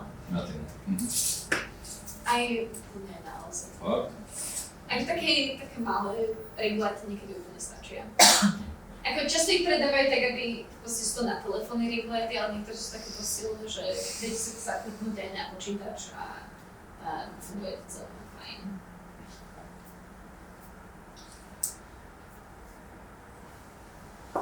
Kto sa nás počul zo mladých meetingu robil niečo už? Ale že kto možno kto nerobil nikdy nič. Nie. Keby som Ja som prihlásil, že áno, že vždy som robil niečo iné. Mňa zaujímalo, pokiaľ nie je interakcia, tak veľakrát sú online meetingy robené tým štýlom, že sa týkajú proste, neviem, 50 krajín. Povedal som, že 50, takže keď tam tých 49 krajín sa nejak rieši, tak asi si proste robí niečo iné. Už potom tí, čo sú skúsenejší, tí moderátori tých online meetingov, tak proste spomenujú, že Radován vodoval Slovákie, ten sa zobudí. Ale proste, keď sa to týka určite akože 49 krajín, z ktorých 50 je Slovensko, tak akože asi si tam proste pozerám. Keby som ju robil, pozeral proste. Ale pokiaľ sa to týka čisto akože toho, čo ja riešim, tak ako to asi nie. Áno, ja súhlasím a trošku zesvedeným príkladom, že môže sa stať, že je treba viacero účastníkov a zaciklia sa medzi sebou ten, čo prezentuje s nejakým iným. A tých ostatných to už prestal baviť, lebo ježiš, to je tak tupý, jak to nemôže pochopiť, hej. Klasika, hej, tak to vytýnajú. Napríklad niekdy sa môže aj to stať, že niekto je taký... Menej chápavý. Áno, ale skôr som som to povedala, že je taký akože hyperaktívny, že niekedy sa nájde človek, ktorý akože stále sa hlási a potom možno nedostanú ten iný priestor. Proste plán, plán. Ale potom napríklad tam je tá dôležitá úloha aj toho prezentujúceho, aby si to uvedomila, dajme tomu, ak sa niekto iný nezapája, tak možno aj konkrétne osloviť ľudí, ale teda naozaj tak povedať ako mysleli, že čo napríklad ak to je na Slovensku, alebo že ak to je v tej danej oblasti, máte nejaké príklady a tak ďalej. Takže tam je dôležité, aby ten prezentujúci vedel, ako zapájať teda to publikum. Či už priamo sa opýtať, alebo využívaním rôznych aplikácií, aby teda zaviedol nejakú tú interakciu a aby bolo aj to online stretnutie aspoň zaujímavejšie. Ešte by som dodal, ak som ticho, že my sme proste takých tých ľudí, ktorí sa aktívne zapájali, ja to poviem proste na ženský rod, ale nechcem sa tým dotknúť, bo tam sme to volali, že proste nejaká konferenčná už sa účastní na stylu a hovorice.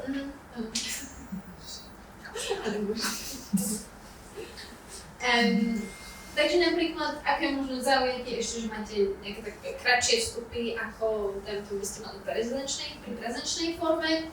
Častejšie zapájate publikum, je dobré častejšie sa pýtať otázky, používať tie aplikácie, ktoré si aj ukážeme, pýtať sa otázky a snažiť sa nejak motivovať ľudí, aby vám aj odpovedali.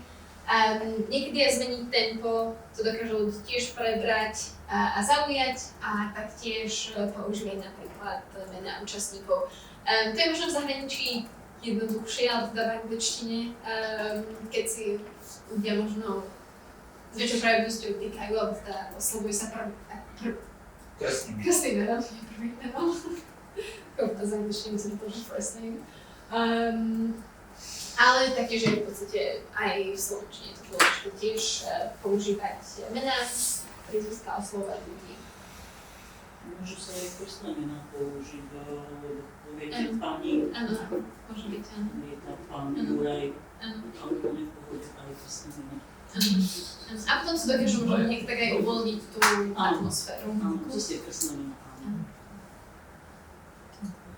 A časté chyby napríklad bývajú, teda to ako som spomínali, že či už účastníci, ale teda ešte je to horšie, ak ten prezentujúci má vypnutú kameru, čítanie zo slajdov, taktiež nejaké možno dlhé monológy, keď sa ľudia možno zacyklia, žiadna interakcia a taktiež ignorovanie publika. Avšak, ak teda niekto splní tie prvé 4 elementy, tak teda skôr to publikum bude ignorovať jeho, ako by ten prezentujúci ignoroval publikum. Nejaké možno otázky alebo pripomienky? Nie? Tu sa nepozrieť. Tak možno teraz by sme sa mohli pozrieť len v Teamse, ako teda takéto online prezentácie fungujú, ako vyzerá ten teda pohľad prezentujúceho. Neviem, s akými softvermi možno máte najčastejšiu skúsenosť. Asi najčastejšie sa využíva MS Teams alebo Zoom. Neviem, máte možno Google Meet ešte. Na kam príde poznámka, také som. Také poznámka príde do poznámka. Je to smiech. No, tu sa poznámka.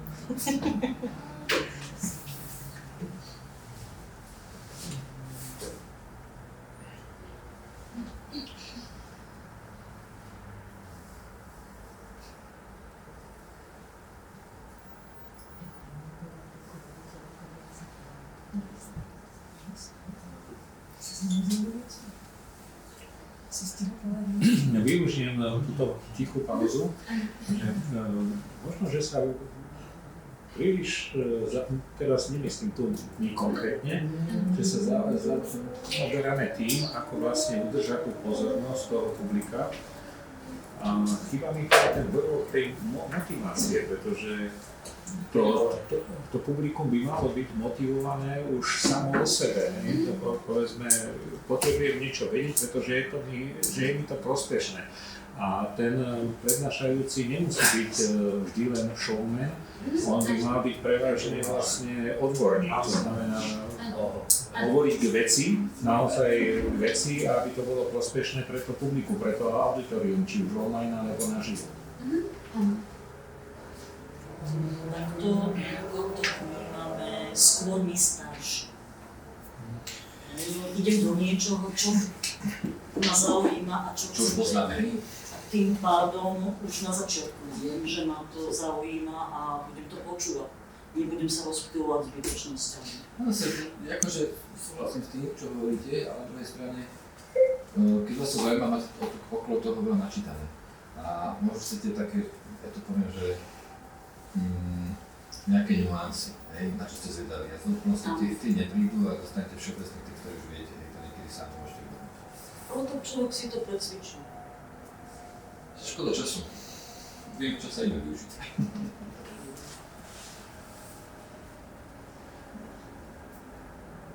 Mám svoj vek, už čas viac. Ako možno, čo sa týka nejakej ešte tej motivácie, tak možno tá motivácia na tú interakciu môže byť v podstate ak je tá interakcia, teda ak prebieha tá interakcia, tak povedal som, že z mojej vlastnej skúsenosti to nejak pomôže tým účastníkom aj pochopiť tú tému, lebo v podstate, a tak zase aj oni musia mať tú motiváciu, že chcú to pochopiť a teda niekedy sa môže stať, že máte aj nejaké kvízy alebo nejaké Q&A a tak ďalej, ale teda vám to publikum odignoruje, ale teda sú tam dvaja, ktorí sa pripoja. Tak potom tam musí aj teda to publikum mať nejakú tú motiváciu, že naozaj ich zaujímajú téma, dajme tomu daná téma, chcú sa naučiť, lebo podľa mňa najlepšie sa človek učí, keď sa pýta otázky, keď má nejaké príklady konkrétne alebo nejakú aplikáciu danej problematiky a vtedy to teda dokážu si viac toho aj zobrať a viac si aj zapamätajú. Chcel som povedať to, že v podstate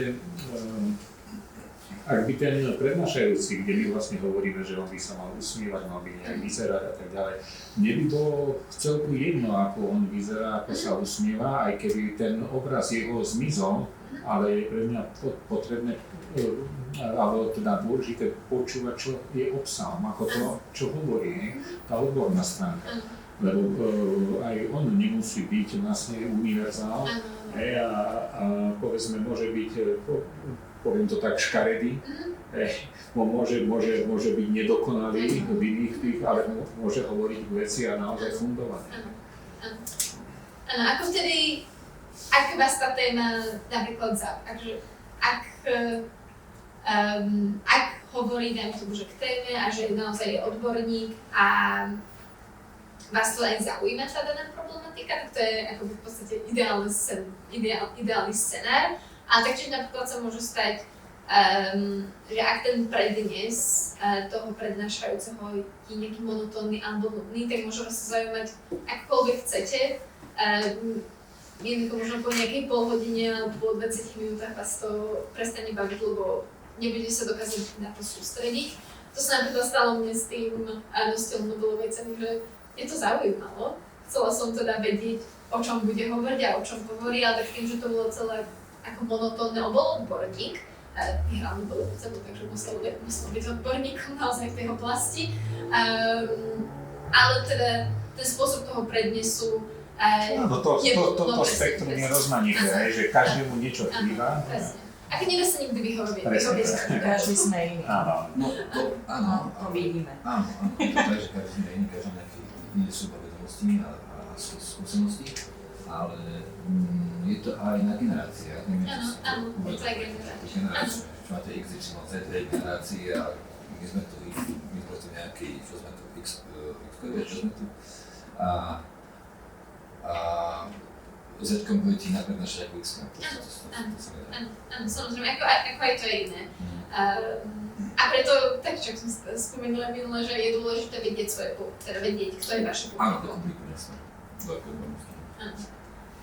Ako samozrejme, keď máte niekto mladšiu generáciu, ktorá teda vyrastá s telefónmi v rukách a s pozrením televízie, teda tie staršie generácie alebo iné generácie, tak pravdepodobnosť toho, že musíte nejaký taký formát zahrnúť do prezentácie je vyšší, lebo teda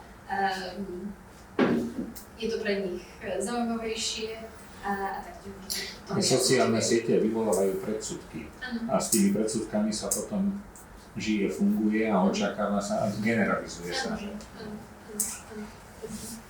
Takže je dôležité aj teda myslieť na to, že kto je vaše publikum a po prípade môžeme si to aj vyskúšať napríklad, že ak napríklad neviete, ako prispôsobiť tú svoju prezentáciu danému publiku, napríklad umelá inteligencia potom vie s tým pomôcť, že ak to presne prispôsobí. Môžeme sa presne na to aj pozrieť, že na nejaký konkrétny príklad, dajme tomu, ako by prispôsobila túto prezentáciu, dajme tomu generácii Z, alebo mileniálom, boomers a tak ďalej. Ale teda vrátim sa ešte k tomuto MS Teams, ja si to požičiam. Keď sa moc rýchlo hýbete, tak to tam preklikáva. Áno. Také divné to bola, keď vyzerá. Áno, no tým, že stojím a že sa hýbem, že som k tomu nesadla. Ale keď si teda k tomu sadne. Ale nevadí to, akože bolo to. Keď sa bavíme o perfektnej prezentácii, tak ten vizuálny efekt tam z toho je taký, že vás to jednak bere zo spodu. Áno. No áno, tým, že som stále nesedila. Ale mne to nevadí, akože Ja tým, že som zostal, dnes to už pozerám, aké sú tam pomietky, takže neviem, či by ste ma zaujali v momente, asi ten obrazok ma nezaujal. Áno, druhý pozerá na more a druhý pozerá na more. Na posteli. Na lode. Áno, že sa niečo také tam, no. Taký pekný katamarán tam bol, taký. Pojavil sa to? To bolo živé? Nie, že to je statické. Statické. To je nastavená miestnosť. To máte z Teamsu, alebo to máte... Ne, z Teamsu. Čiže dovolenky, či? Nie, to je z Teamsu. Teams, to je z dovolenky. To je ešte vyššie. Ale pekne, to bude s vami minimálne na našej káve. Pekne.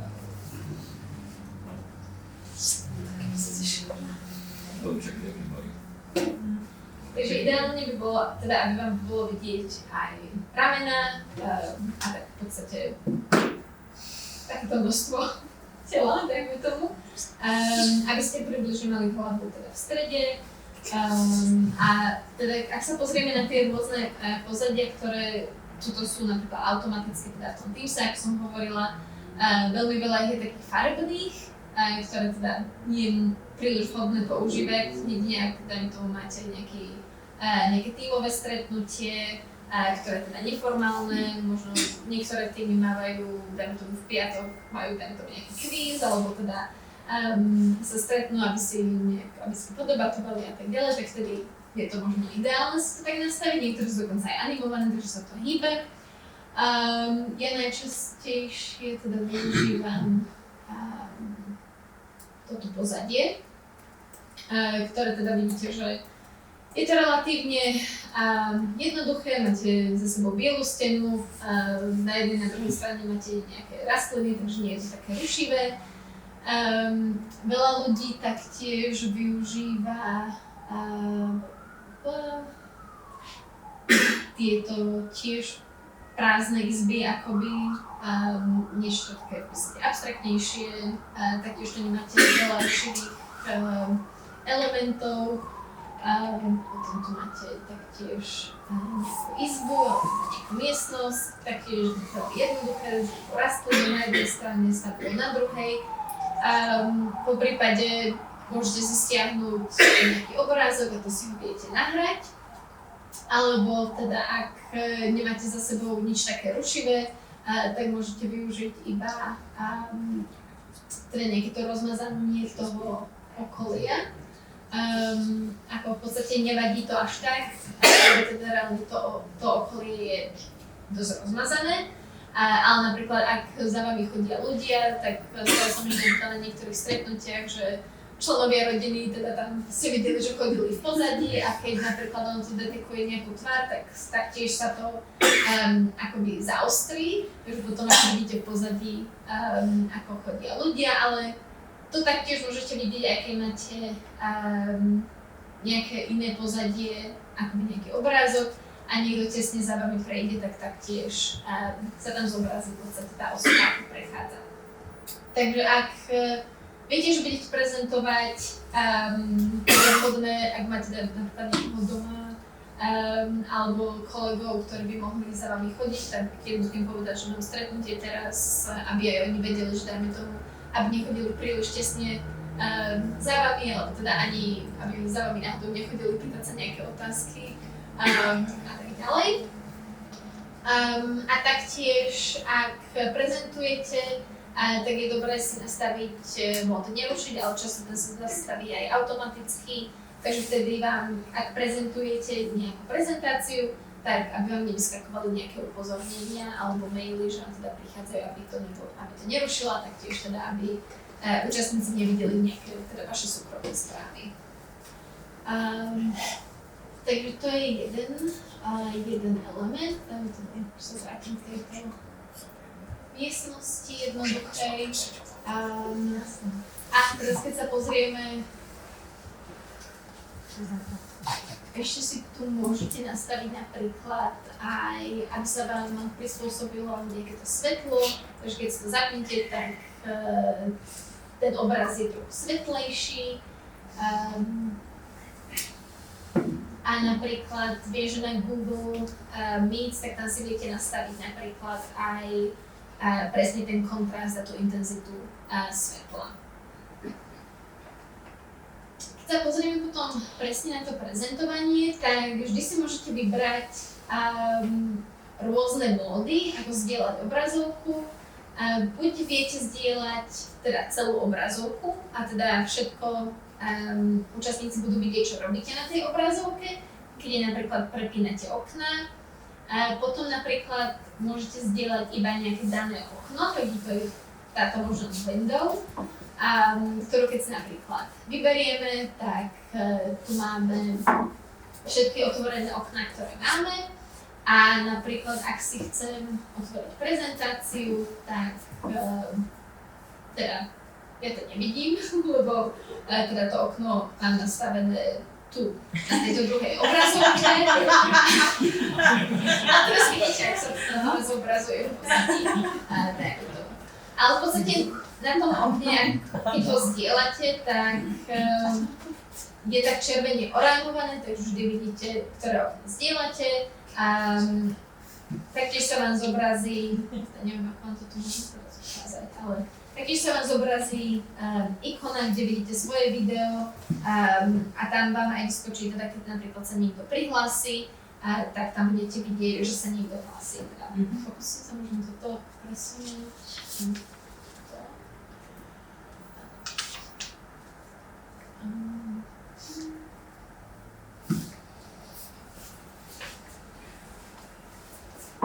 A potom to v podstate takto vidíte, že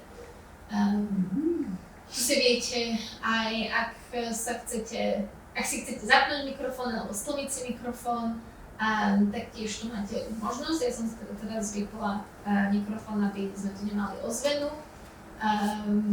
A tu si taktiež môžete pozrieť, keď si kliknete na účastníkov, tak by vám to teda zobrazilo aj zoznam a taktiež teda môžete skončiť zdieľanie obrazovky, teda ukončiť zdieľanie obrazovky. Teraz napríklad, keď si pozrieme ten pohľad, ešte máte možnosť si aj nahrať prezentáciu.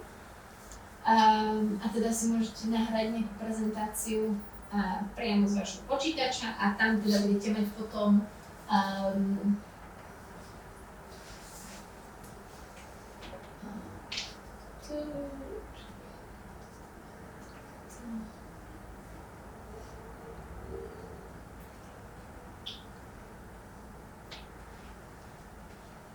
teraz tu sa nám zobrazí teda to zobrazenie prezentujúceho. kde budete vidieť, že tam budete mať aj nejaký časovač. Taktiež účastníci majú v tomto režime možnosť si aj prehliadať dané snímky teda vlastným tempom, takže môžu sa vrátiť k nejakej snímke, alebo teda ak chcú, tak môžu ísť aj dopredu. A vy teda v tomto móde vidíte, ak máte aj napríklad, tu by som mali zobraziť poznámky. Nech sa to načíta. Takže tu vidíte v podstate svoje slajdy, toto účastníci nevidia, takže toto je iba pre vás zobrazenie.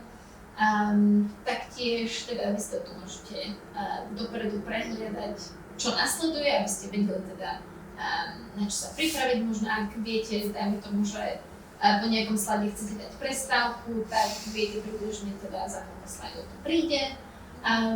Potom taktiež môžete aj kresliť, alebo teda písať na ten slajd, znázorňovať, vyznačiť nejaký text, potom aj zgumovať, takže je to taký dobrý pomocník. A napríklad, keď ja som študovala, tak jeden náš profesor mal tablet a na ňom teda z neho prezentoval svoje prezentácie a tam teda dokázal kresliť grafy tým, že mal takúto ceruzku. Takže to bolo veľmi nápomocné. A napríklad, ak potrebujete prezentovať alebo zakružkovať tiež nejaké dáta na grafoch alebo upriamiť niekam pozornosť, tak toto sú v podstate dobré nástroje, ale také užitočné nástroje, ako teda môžete niečo vyznačiť alebo upriamiť pozornosť. Taktiež tu máte rôzne módy zobrazenia, takže tu si môžete v podstate prehliadať tú prezentáciu alebo si nastaviť si to zobrazenie. Ak nechcete mať takýto vzhľad, tak kľudne si môžete vypnúť to zobrazenie prezentujúceho. Taktiež už je aj možnosť aj nejakého prekladu tých slajdov, takže ak máte nejaké medzinárodné publikum, tak oni si taktiež môžu jednoducho tie slajdy preložiť do svojho jazyka. Ak potrebujete niečo nazoomovať, tiež to tu môžete nazoomovať. A tuto teda, ak máte nejaké poznámky napríklad v tej kolónke prezentácie, alebo teda pod tou čiarou, tak tie sa vám tu zobrazia. Takže ak napríklad potrebujete nejaké body, ktoré nemáte na slajde a chcete ich spomenúť, alebo nejaké príklady, tak to sa môžete napísať a vidíte to hneď vedľa toho slajdu. A nie je to také obširé, takže aj keď prezentujete, tak nie je to úplne také ochaté, že zrazu niečo čítate, lebo je to tam hneď vedľa toho slajdu. A nejaké možno otázky? A teda ešte čo je možno užitočné spomenúť je, že keď takýmto spôsobom zdieľate prezentácie, tak tie prezentácie sa automaticky nahrávajú do SharePointu, takže ak máte napríklad to stretnutie v nejakom kanáli, tak tie prezentácie tam budú automaticky nahrané, takže potom tí účastníci sa môžu k ním dostať, ak sú teda účastníkmi toho kanálu. Takže ak ich nechcete zdieľať s účastníkmi, tak potom je dôležité ich vymazať po stretnutí. Čo by sme si ešte mohli povedať, je, že ak napríklad zdieľate videá, tak je dôležité si toto zapnúť, aby ste zahrnuli aj zvuk, lebo ak teda nestlačíte túto kolónku a budete zdieľať vašu kartou, teda vašu obrazovku, tak teda to video, audio z toho videa sa nezahrnie. Takže to je tiež dôležité zapamätať. Potom taktiež máte rôzne aplikácie, ktoré sú integrované v MS Teams, ktoré môžete potom využívať počas prezentácií. Je tam taktiež možnosť dať tabule, kde môžete potom písať nejaké poznámky, Ideálne je to podľa mňa na prednášky, najmä ak niekto potrebuje vypísať nejaké výpočty, nejaké grafy. Taktiež potom účastníci toho stretnutia sa dokážu pripojiť k tej tabuli a dokážu tam taktiež prispievať, takže to je potom už také kolaboratívne.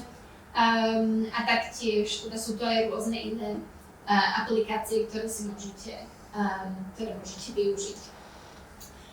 Keď chcete využiť napríklad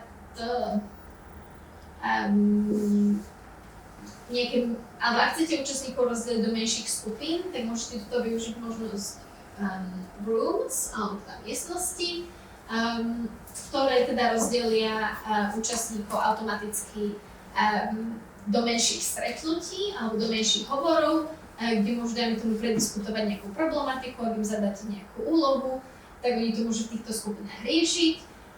A potom vy ako manažér toho hovoru dokážete rozpustiť a zavolať naspäť na to stretnutie. Tu si viete nastaviť, koľko chcete miestností, taktiež môžete manuálne usporiadať, kto bude v ktorej miestnosti, alebo aj účastníci si môžu sami vybrať, dajme tomu, s kým chcú byť v nejakej tej menšej skupine.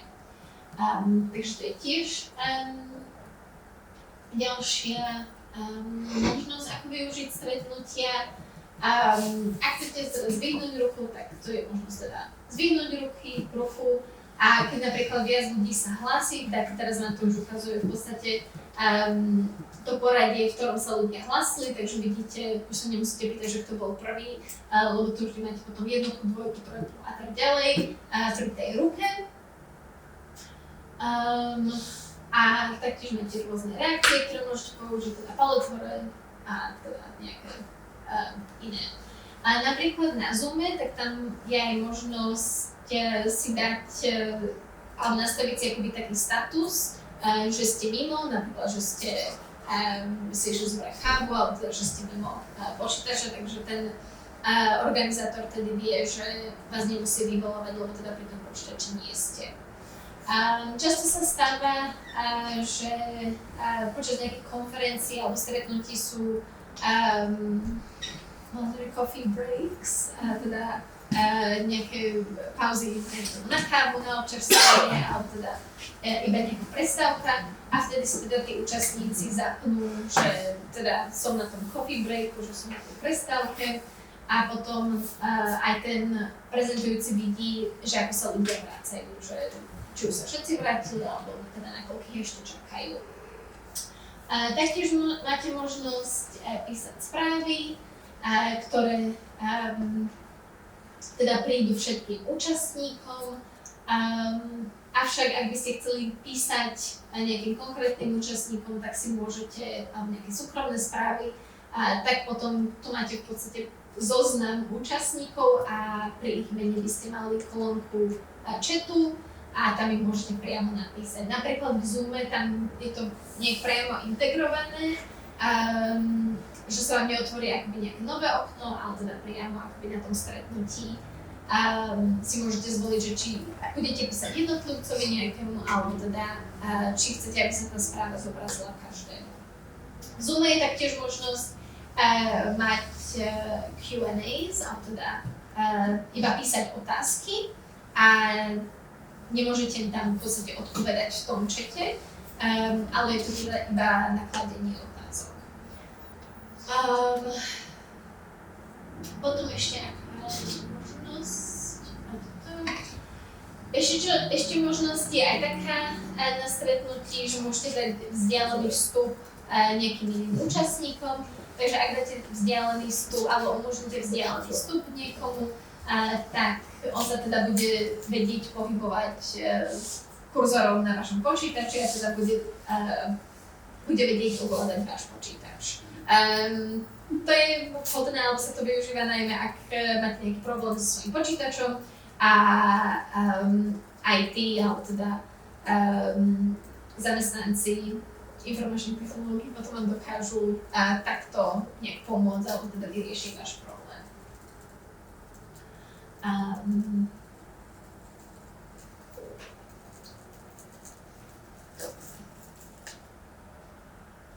A ešte možno ďalší element, ktorý si môžeme spomenúť, je nahrávanie stretnutí, ktorý, teda to si môžete nastaviť nahrávanie a prepis z textu. Tá transkripcia, alebo teda ten prepis nás musí vybrať jazyk, v ktorom teda to stretnutie je. Lebo napríklad, ak si zvolím angličtinu alebo budem hovoriť po slovensky, tak tie slova nebudú zrozumiteľné, lebo ten systém sa snaží získať teda tie slova v anglickom jazyku, alebo teda očakáva, že tie slova budú v anglickom jazyku, takže potom je to nezrozumiteľné. Takže to je dôležité si vybrať slovenčinu a potom teda vám to bude pekne písať, že teda prepis toho textu.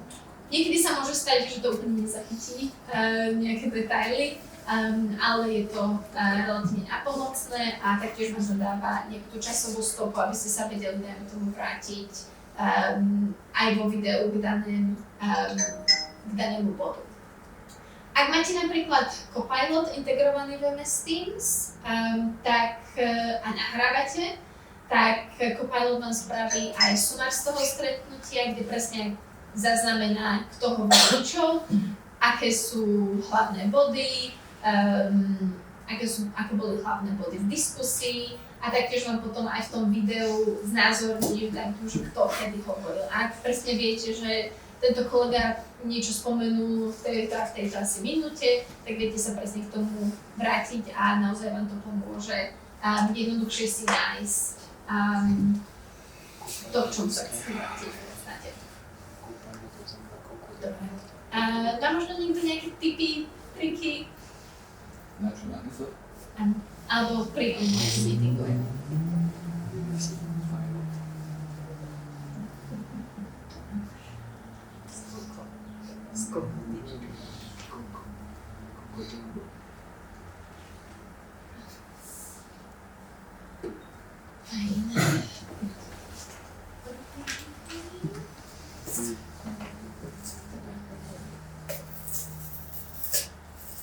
A teraz, keď sme možno toto absolvovali, tak sa môžeme pozrieť na vaše prezentácie.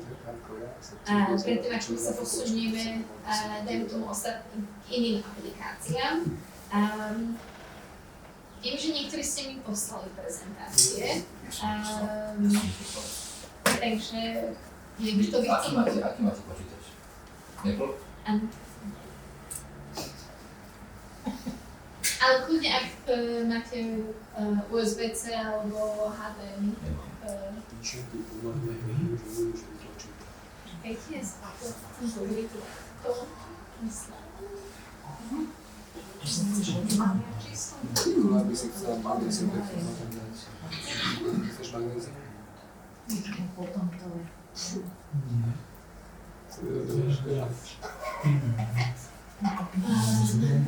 Je niekto, kto by chcel začať? Začnite niekto už. Ja mám teda... Počkajte, budem, že Poslal som, dostali ste? Viete, že ešte mi neprišlo nič, ale asi možno nepomáš internet. Ale ja som dostala prezentáciu o... Áno, prišlo. Áno.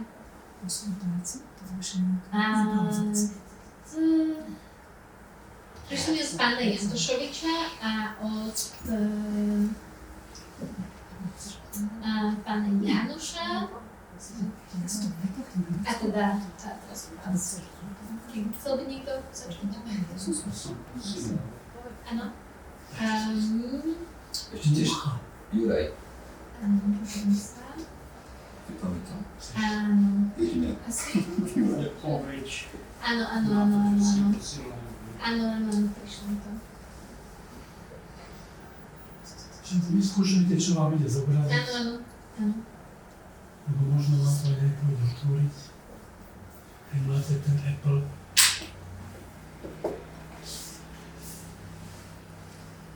To už je tá americká vymoženosť. Ale je dobrá, funguje. To je základ. Vyberite si na zaujímavé. Mali na opäť. Teraz začať. Kto to robil? Juraj? Nie, to tak na teba. Čo? Kto to robil? Nechceš prezentovať, to je pekné. Potrebujem si kúpiť na to bajku. Je to pán Michal. A si ešte mladý, čo To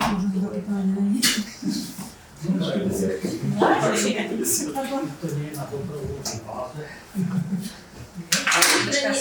Nikto sa neprihlásil do Takže má to toho, ne? isté už. Že hlavne do toho urobil by to v Tak to je poriadku. za pozornosť. Ja som to sám nehovorím. Ja neviem, kde si krátke, takže Čo si môžete jednať? Ale sa to prepína tu. Ale týmito šipkami si viete preto. Dobre, ja vás teda vítam na mojej malej prednášočke, ktorá je určená hlavne pre ľudí, ktorí majú potenciál kúpiť si nový bicykel. A sú to skôr nejakí začiatočníci alebo amatéri, žiadni športovci, ktorí si kupujú 10. bicykel. A je to taká predpríprava, čo by človek si mal doma uvedomiť skôr, než príde do obchodu a prehovorí s predávačom. Takže návod pre budúcich cyklistov. Čo potrebujete si asi uvedomiť je, že kde budete ten bicykel používať, v akej miere, v akej záťaži. Sú dve základné možnosti bicykel používať na presun do práce alebo využívať ho na nejaké športové výkony. Pre každú túto činnosť sa hodia trošku iné bicykle, aj keď v niektorých veciach sa to prekrýva.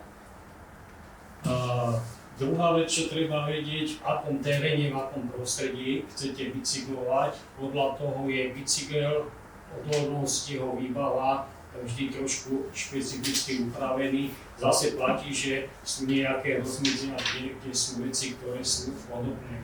Takže pri tom prostredí iný je bicykel, keď budem jazdiť po meste, po chodníkoch, prípadne cestách, o vyslovene asfaltových trasách, a budú to relatívne krátke trasy. Iný bicykel si zvolím, keď pôjdem na cyklistické chodníky, spevnené trasy, prípadne aj nejaký lesík, ale rozhodne nejaký tvrdý terén. Keď chcem ísť do horského prostredia, tak si zase musím zobrať iný bicykel a samozrejme s ním môžem chodiť aj po chodníkoch, aj po meste, ale preto preferované horské prostredie potrebuje trošku inú výbavu. No a potom sú to už sú tí, by som povedal, profesionálni športovci, ktorí robia cestnú cyklistiku a jazdia po asfaltkách, pomedzi auta, to je ďalšia kategória. Z tohoto nám potom vyjdú nejaké základné typy bicyklov. Prvý je ten mestský, je charakteristický tým, že má nižšie umiestnený set, vyššie umiestnené riaditka. Je to vhodné pre dámy, veľakrát sa hovorí lady bicykel a tu sa dá povedať, že ten cyklista s tým bicyklom tvoria nejaký estetický prvok. A je dôležité si uvedomiť, že keď tá dáma ide na tom bicykli, lady bicykli, mestskom bicykli do práce, nejde v teplákoch ani v belginách, ide v tom nejakom polospoločenskom, poloformálnom oblečení a chce prísť do tej práce tak, aby to oblečenie zostalo funkčné. Čiže tá dáma, jak si pekne sadí na bicykel, tak pekne z neho zosadne. Ten bicykel je určený na relatívne pomalú jazdu, má platníky, má košík na nejakú kabelku, má zvonček, no a svetla a povinné veci ďalšie, tak ako ostatné. Crossový bicykel je pre tú druhú kategóriu, skôr športovo ladených ľudí, je charakterizovaný širším dezénom plášťov, dokáže teda aj drobné nerovnosti, nejaké terény prejsť, zvykne mať odpruženie na prednej vidlice a má prevod, ktorý určuje otačky kolesa oproti pedálom na rýchlosť stávaní, čiže dokáže ísť s vyššími rýchlosťami ako mesky. To už by som podotkol, že na tom crossovom bicykli chodia aj športovci, ktorí nemusia zostať tak pekní, keď prídu z jasy, ako boli, keď ani klasali.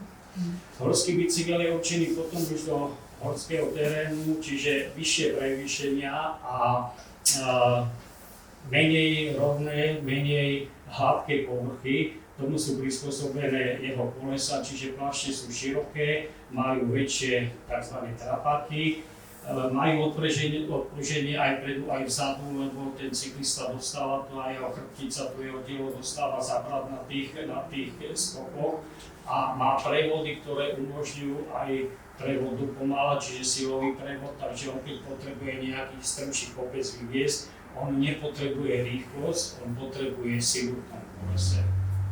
Potom máme ešte cestný bicykel, to sú tí športovci, to sú bicykle na báze odľahčených materiálov, veľmi ľahká postrá, žiadne zbytočnosti na sebe, v podstate by sa to dalo zjednodušiť postrá kolesa brzdy, ale keďže chodia aj po cestách, musia mať aj bezpečnostné prvky, ako je osvetlenie, minimálne podrazky a všetká táto záležitosť, čo sa týka povednej výbavy. No a na týmto všetkým je ešte ďalšia kategória, ktorá sa prejedná s ostatnými elektrobicykel. Pre človeka, ktorý nechce sa príliš namáhať a chce sa dostať ďalej, než by normálne vládal, alebo človeka, ktorý zase by určité prevýšenie, určité kopce nevedel zvládnuť, tak je pre neho určený tiež elektrobicykel, ktorý má pomocný motor a pomáha mu vtedy, keď on chce, aby mu pomáhal. Je tam rozdiel, keď treba taký človek bežne dokáže prejsť 30 km a už mu to nestačí, asi 2. 3. sezónu, chcel byť ďalej, ale nožičky nevládzu, tak si kúpi elektrobicykel a predĺží svoj dosah o ďalšie kilometre, dajme tomu na 60 km. Opačne, keď niekto chodí len po rovinách, lebo do kopca sa vážiť nevyleze, tak keď si kúpi horský elektrobicykel, tak sa vyštverá aj do kopčekov, ktoré si predtým netrúfal zobrať. No a rada na záver, bezpečnejšie je jazdiť na dobrom bicykli, takže netreba sa pozerať len na dizajn, ale treba sa pozerať na to, z akých komponentov je poskladaný, prípadne aké renomé má výrobca, aké sú na neho recenzie. Predpokladám, že predtým, keď človek, ktorý by nepočul moju včerajšiu krátku prednášku, by došiel do obchodu s bicyklami, tak sa obzerá a povie, toto je pekné, to by som chcel. A potom sa ho opýta predávač, čo s tým chcete robiť a povie, nie, to nie je vaše. Keď budete si tieto veci vedieť v hlave nechať prejsť a budete vedieť už, čo chcete, tak prídete za predávačom a poviete mu, že chcete niektorý z týchto vymenovaných typov bicyklov a on vám ukáže týchto 30 odtiaľ si vyberajte, tieto ďalšie nie a potom vám už poskytne ďalšie informácie. Samozrejme, ako najdôležitejšie na každom bicykle, keď hovorím o bezpečnosti, sú brzdy, tie som do žiadneho slajdu nepísal, lebo pokladám to za samozrejmosť a všetky musia mať výkonné a funkčné brzdy. Náročnejšie brzdy sú na horskom bicykli, menej náročné sú na cestnom, čiže to už potom sa týka konkrétneho typu, že aké má, aké nemá, ale sú ľudia, ktorí už sú treba pokročilejší a majú určitú predstavu, že ja chcem mať minimálne toto a neuspokojí sa potom stavok na vlastnejšie veci. Takže ďakujem, že ste ma vypočuli a dúfam, že aspoň niekto z vás si pôjde kúpiť bicykel a bude sa z neho tešiť.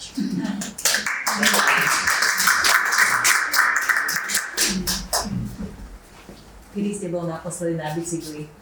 Že kedy ste bol naposledy na bicykli? Tento rok ešte nie. Ešte nie? Ja som vám verila, že... Nie, ale poznám takého, čo už má narazení niekoľko kilometrov. Ja, Už tento rok? Naposledy. Áno, my sme ho dneska videli po prezentácii.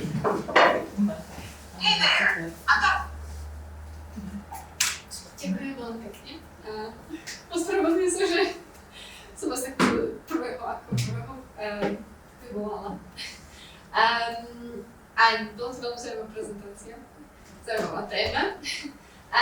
A teraz by som všetkých podstate chcela niekoho poprosiť, aby sme dali pánovi Muchovi nejakú spätnú väzbu. Môžeme sa opierať aj o tieto otázky, ale samozrejme, ak máte nejakú inú spätnú väzbu, tak môžete v podstate zamerať aj na iné otázky.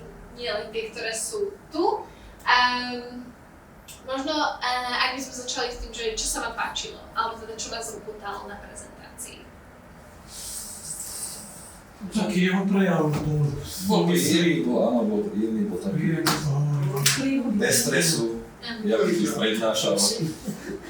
Tak ty si vnútorne mohol zažívať, ale nie. Zahral som to, že nie. No, že ne. By si to robili, ja každý, že taký ostrý. Bolo cítiť, že tomu rozumie. A že ho to baví. Možno trošku zrýchloval ku koncu, lebo si uvedomoval, že akože máme minútu, 2.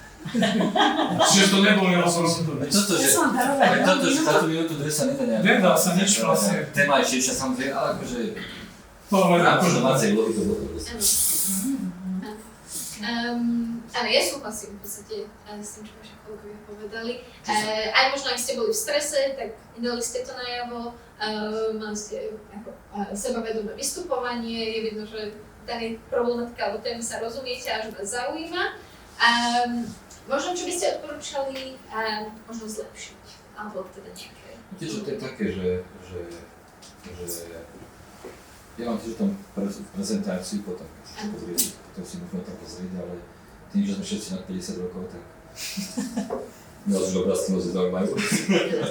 Tá vizualizácia, potom sú informácie. Takže z tohto pohľadu by som to riešil, že to, aj keď ten holý text bol úplne, že v poriadku, lebo boli to fakty, boli to informácie, možno prednáčiť. Tu myslím, že ak sa nemýlim, tie slovné obláčky, ktoré sa nám potom začnú zobrazovať, ako budete odpovedať. A teraz kto sa má cítiť pri tom prezentovaní? Tento prezentuje, aha. To sme nevideli. Ale niečo mi tu vyskočilo, zase sa chce So podpísať. how do you feel when presenting? You can also type in English. Aha. Nie, tam vy musíte napísať, teda ľubovoľne, ak sa cítite. To je veľmi individuálne, ako sa to dá hodnotiť potom. No, veď to To potom uvidíme, ak podľa toho, ak budú odpovede, tak potom vieme podľa toho. No to ja viem, ale potom vyhodnotím. Uvidíme odpovede a ak toto ešte nie je súčasť. Áno, tak kľudne môžete.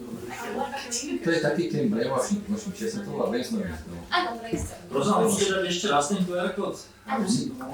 A mne sa to zrušilo, takže ja to nevyužijem. Ale mi to odišlo. No vieš, som tam dala, že som to, že aj tam bol. Ona myslí smeň. No môžete tri, môžete jedno zložiť, dve, tri. Áno. To takto, to je anonimné, to je z tých toho úraka.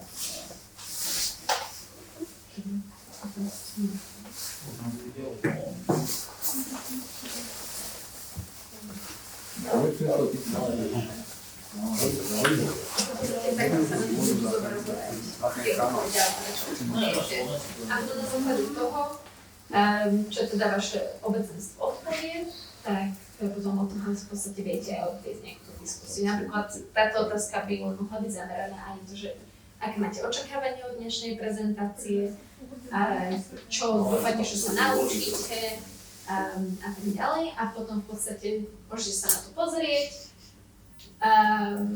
a potom podľa toho si nejak stanoviť alebo prispôsobiť aj ciele.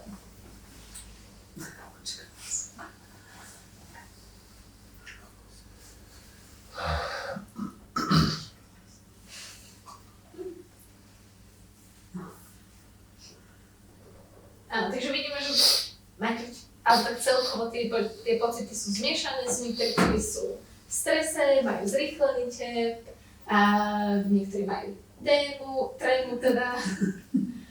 Závisí to od toho, ako sú možno aj pripravení na tú prezentáciu alebo prednášku. Niekto aj neutrálne sa cíti, niektorí motivovanie, dôležito. Takže naozaj je to rôznorodé a najmä to aj to ukazuje, že v podstate často to asi závisí aj od toho, ako teda poznáte tú danú problematiku, ako poznáte tú tému, či už ste nejak zbehli v tých prezentáciách alebo nie. Momentálne nastavenie. Áno, aj momentálne nastavenie, po prípade aj taktiež veľkosť publika, či dajme tomu poznáte svoje publikum, alebo teda sú to nejakí noví ľudia, aj to teda môže mať vplyv na to, ako sa to týka. Je tam aj taká funkcia, že by potom ľudia hlasovali za niektorý ten motív a by sa to tak nejako doradilo? To potom bude, to by bola potom iný typ otázky. Neviem, či v Mentimetri to je možné, ale v slide by to malo byť možné. Tam je to taktiež aj v tej funkcionalite Q&A, kde napríklad keď sa už nejakú otázku ľudia môžu za ňu hlasovať a potom sa posúva vyššie. Ale tuto v Mentimetri minimálne v tej bezplatnej verzii to nie je. Dalo by sa napríklad využiť tú takú otázku, že by ste stanovili už nejaké tie dané odpovede a potom ľudia by za ne hlasovali. Ale to nie je presne to isté. Niekedy sa môže dostať, že najmä v angličtine sa to stáva, ak tie odpovede sú podobné, alebo niektorí účastníci odpovedajú rovnako, tak to slovo je potom ako väčšie, alebo teda ten obláčik je väčší. Ale tým, že v slovenčine podľa mňa je ten jazyk tak rôznorodý, je viac rôznorodý ako angličtina, tak ak aj napríklad dáte podobnú odpoveď, tak väčšinou sa netrafíte presne do toho istého slova.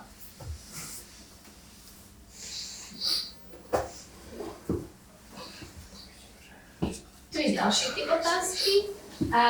Tu je v podstate možnosť výberu. Ale neviem, prečo niektoré Ečka sa mi tu neuložili. Teda neviem, či vy ich vidíte. Na svojom fone. Ale posledné písmeno, ale najskôr som myslela, že to bude dĺžňom a potom som dala bez dĺžňa. Aj tak sa neuložili. Ja som ho hodnotil. Menší fond treba, ne?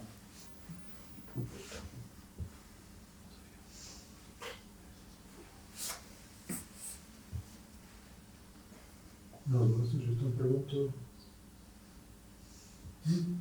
Ničko sa mi nepáči jednoducho. V každom prípade. Kto si neverí? Kto si neverí? Ja? Ty, poď. Ale tiež sa mám počíta na kraji. Aha, koľko odpovedí sa tu šíri. Čo si s tým? Šíri sa tam máme. Koľko sa tu šíri. So this is asking like how confident you are in your presentation skills. Yeah.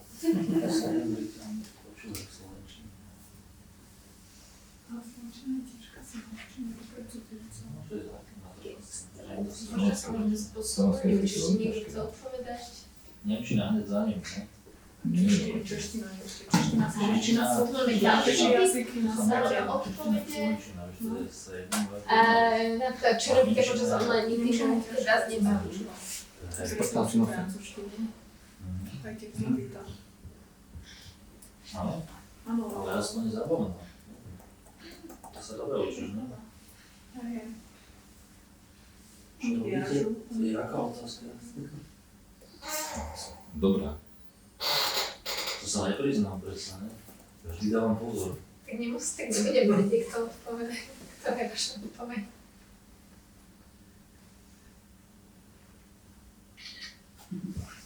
A nemusíte ani písať nejak veľmi konkrétne.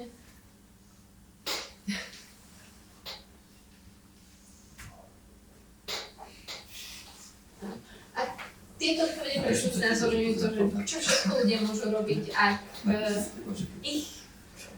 si nechcete ich pozornosť na začiatku nejakej tej online prezentácie alebo online stretnutia, lebo naozaj dajme, ak ste doma a zúčastňujete sa takýchto stretnutí, tak naozaj je veľmi veľa vecí, ktoré môžete robiť. Ale ako vidíme, tak väčšinou je to teda využívanie internetu, surfovanie po internete, alebo teda pracujete v podstate na iných veciach. A teda najviac ľudia sa surfujú na internete.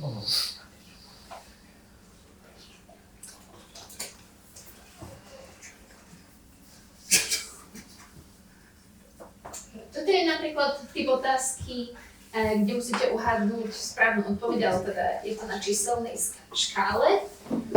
A teda táto otázka sa pýta, koľko sekúnd má v priemere prezentujúci na to, aby zaujal svoje publikum. Na začiatku? Áno. Podľa vás? 10 sekúnd je málo? Áno. Všeobecný štandard? V priemere. 30. Nie, do 30 sekúnd. Záleží na sa. Maximum tu je 10. Ale nie je priemer dobrý. Čože? Keď neviem, čo dávam priemer. Že 5. Nie. To by bolo drsné, no. No to najprv sa musíš predstaviť. To je, a to Ale to sa ráta asi od toho, že keď niečo už povie. Áno, že to nie je iba to predstavenie. Niečo povie a... Ale zaujate, dajme tomu, keď začnete hovoriť o nejakej téme, tak potom v podstate v prvých koľkých sekundách by ste mali povedať niečo veľmi kľúčové. Že to Z-ko rozhodne tam asi. Second one, It's... Base. second.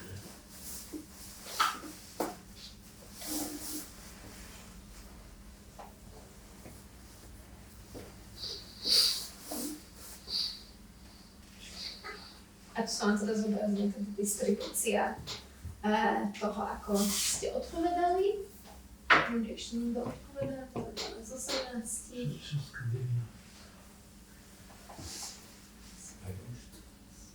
A teda správna odpoveď bola v tomto prípade 7. Takže dvaja ste sa trafili. Rovná podľa toho. Podľa akého? Podľa amerického alebo ruského výskumu. Podľa zisku. Alebo medzinárodného výskumu. A tu teraz sa posunieme na quiz. Som prezident.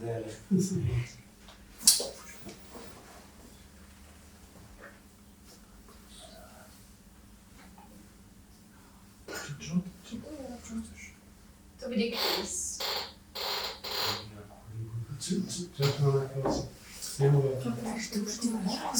Nejaký Pokémon budú čiže dali. A budú aj nejaké výhry? Máte niečo s sebou?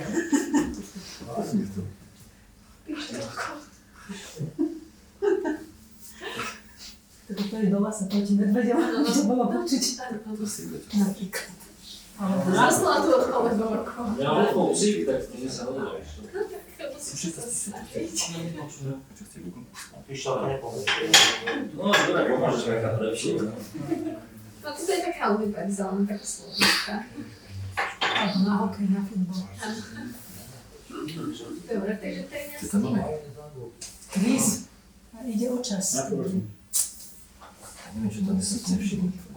Oh yes, because you are in the queue. I heard. So you're still waiting. You're still waiting for a couple of people to join. Reagujte. And then it will start. But it will be in Slovak, so I'm not sure if it does like a time limit. But you can guess. Čo tam napísané? Nepočúval som, čo mám. Čo to máš? Banán. Ako? Ja, že môžeme, však dajte si, že ak sa budete volať, tak kliknite, že vaše meno. Ja som klikoval toho.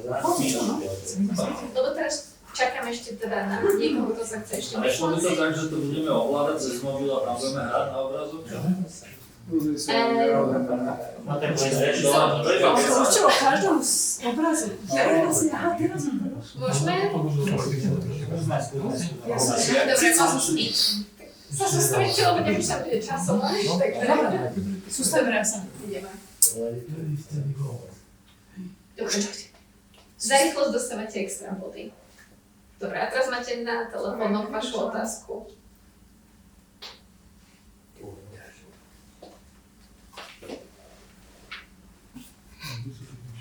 Tu iba vyberiete. Ja som niečo klikol, že mám niečo dopísať. Ja som. To som poslal.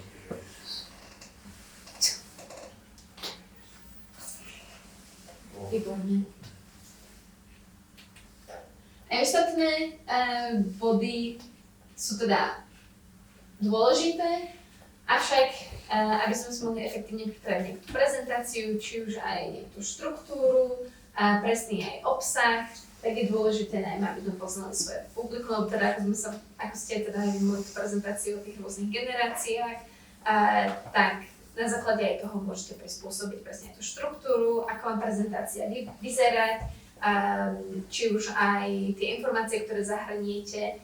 Taktiež je potrebné vedieť, teda ak máte možnosť získať také informácie, či je vaše publikum technicky, dajme tomu, zdatné, alebo či má nejaké znalosti v danej oblasti, o ktorej budete prezentovať, a potom na základe toho si viete prispôsobiť zvyšok alebo celú prezentáciu.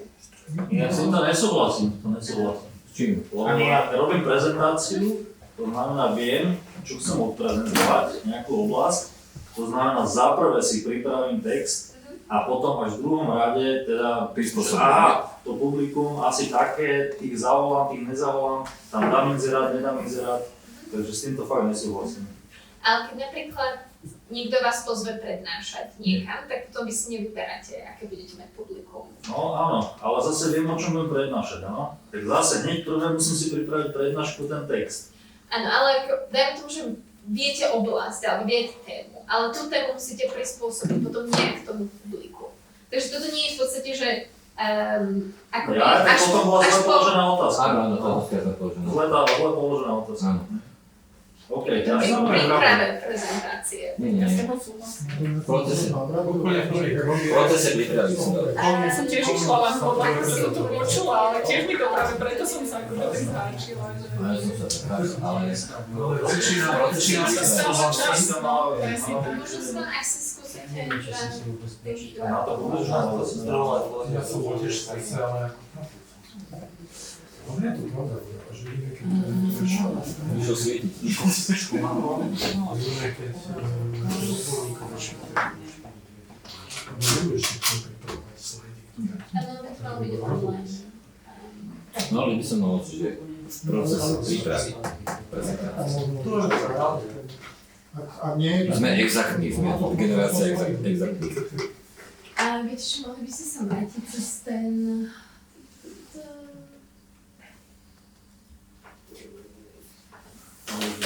Treba štúdičku. Môžete sa vrátiť... Neviem, čo tam Treba štúdičku kultúry. No na základe tých spovedností sa mohli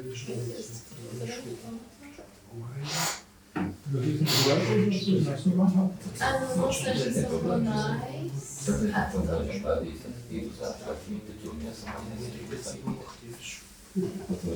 Zbytočné výskumné.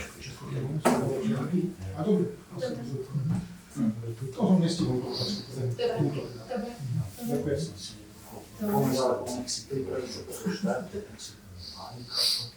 Ďakujem.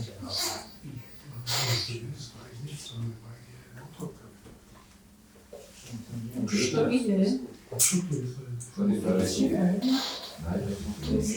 Čo máme?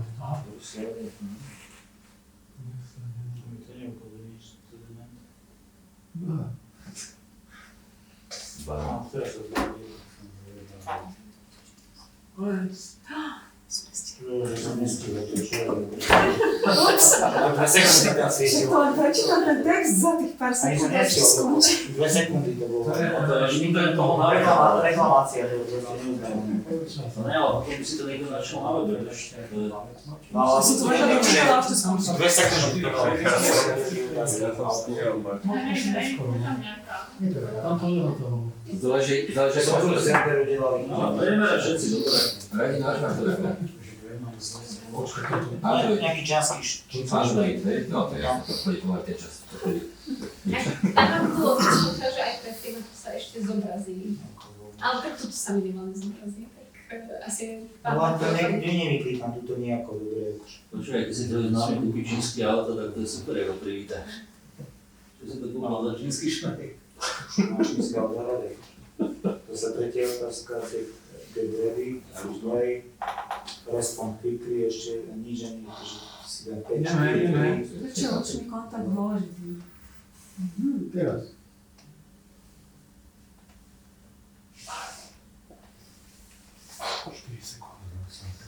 Čo odkliknem radšej, aby som neznal školu. No, 4, 3, Však to 2, 1. Máte babičku, máte úplne. Treba znovu. ale korek dal, že som stihol.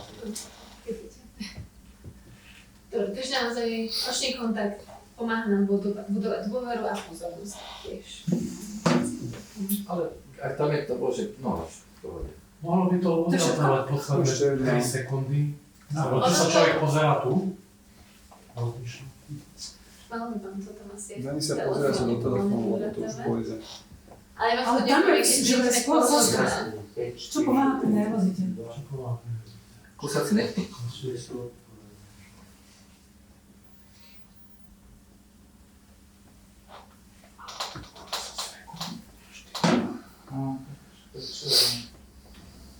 To je tiež iné, toto je individuálne, toto je sprostá otázka, to je individuálne. A dávam, že Ale korek. všetci vedia. To sa vyhrávam. Možno. No hej, korek vie, ale akože je to individuálne. Niekomu nepomôže ani dýchanie. Dať si pozbudzovať, ako sme Ale aj tá hovorili. posledná by mohla byť, no? Už keď ani nedýcha, tak to prednáša. No áno, ale keď čítate zase zo slajdov, tak potom tam nemáte, dajme tomu ten kontakt s tým publikom. A na tých slajdoch nemáte. Ale to bola otázka, čo pomáha. Tak sa ukludní, že začne čítať, že... Ale niekedy aj, že niekedy je vyhnutý už konca kontaktu. Nie, treba si šláhnuť na jeden proste, aby sa To tam nebolo. Tak ja som šľam sa. No zdravie. To tam treba zrobiť. Ja som nevyhral. No, mám popíšťalke. Aj body máme? Mám dve.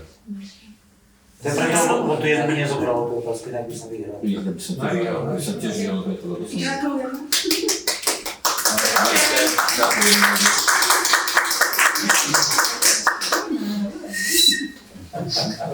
Nie sú tam oddychané.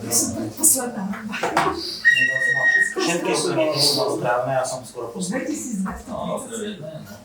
Ale hezké bolo. Lebo tam ide aj za čas vandovať. Ja som bol cieľ, ale otázka ma nepadla. Som na to nerozumel. No to nevadí. A možno ešte taká reflexia na záver. Čo zmeníte napríklad pri svojej najbližšej alebo budúcnosti, keď budete si pripravovať prezentácie alebo prezentovať? Prezentovať. Môžete aj hovoriť, ale musíte aj napísať. Závisí teda. Či chcete verbálne, alebo písomne. Ste v tom naučení niečo robiť. Začnem používať vulgárnejšie slova.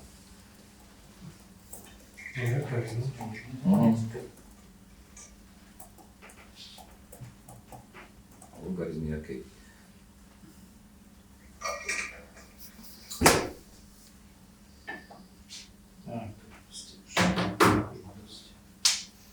To obmedzené týmto.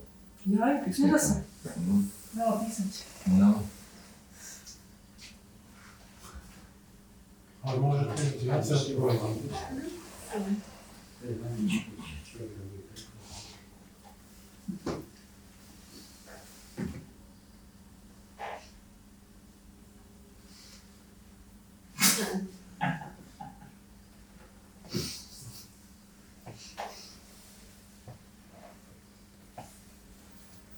Takže môžete používať aj nejakú tú hudbu, aby ste sa ukludnili, napríklad, borový stres. Taktiež použite nejaké softvery. Aké možno softvery by ste chceli použiť? Pre niekto to napísal? No aj takéto napríklad. To som nenapísala, lebo ja som používala vždycky PowerPoint, ale už som mnoho lepšie. Hej. Akože PowerPoint má, v podstate sa to snaží nejak modernizovať, že aj tam už máte, dajme tomu nejaké návrhy automatické dizajnu, alebo nejaké dizajnové návrhy, že vám to v podstate na základe obsahu navrhne, dajme tomu nejaké pekné rozloženie textu, nejaké obrázky, grafy. Lepšie to funguje pri prezentáciách v angličtine. V slovenčine to úplne tak nemodifikuje alebo nepersonalizuje tie návrhy až tak dobre ako v anglickom jazyku. Ale stále tam dokáže napríklad navrhnúť nejaké napríklad rozloženie toho textu, nadpisy a nech teda jednoduchší dizajn. To je, keď má človek ten kopilot, alebo Nie, aj bez toho. Na v podstate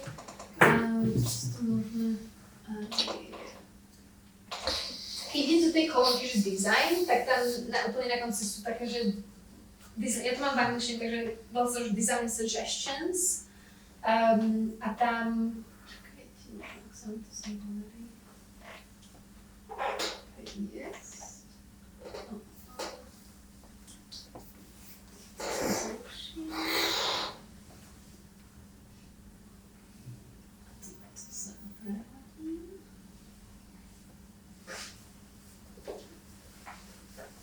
Napríklad máte na konci nejaké tie design suggestions, alebo chcete mať v podstate nejaký obsah na tom slajde. Proste ono na toto nejak navrhne taký jednoduchší dizajn, ale napríklad ak si pozrieme nejakú prezentáciu v anglickom jazyku, tak tam vám to dodá napríklad aj ikony nejaké. Slova kľudským, hej? Čiže tam teraz k tomuto tam je spravo, je ten originálny slajd, ale navrhuje ten v strede. Áno. Ako v podstate tu si môžete vybrať akýkoľvek z týchto návrhov a keď sa na to kliknete, tak ono na to zmení.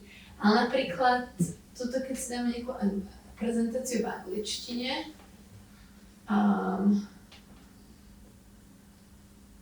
Inak vôbec nesúhlasím s tým, čo tam bolo napísané. Ak to bolo spracované. Ani ja, keď Juraj nesúhlasím. No, ďakujem.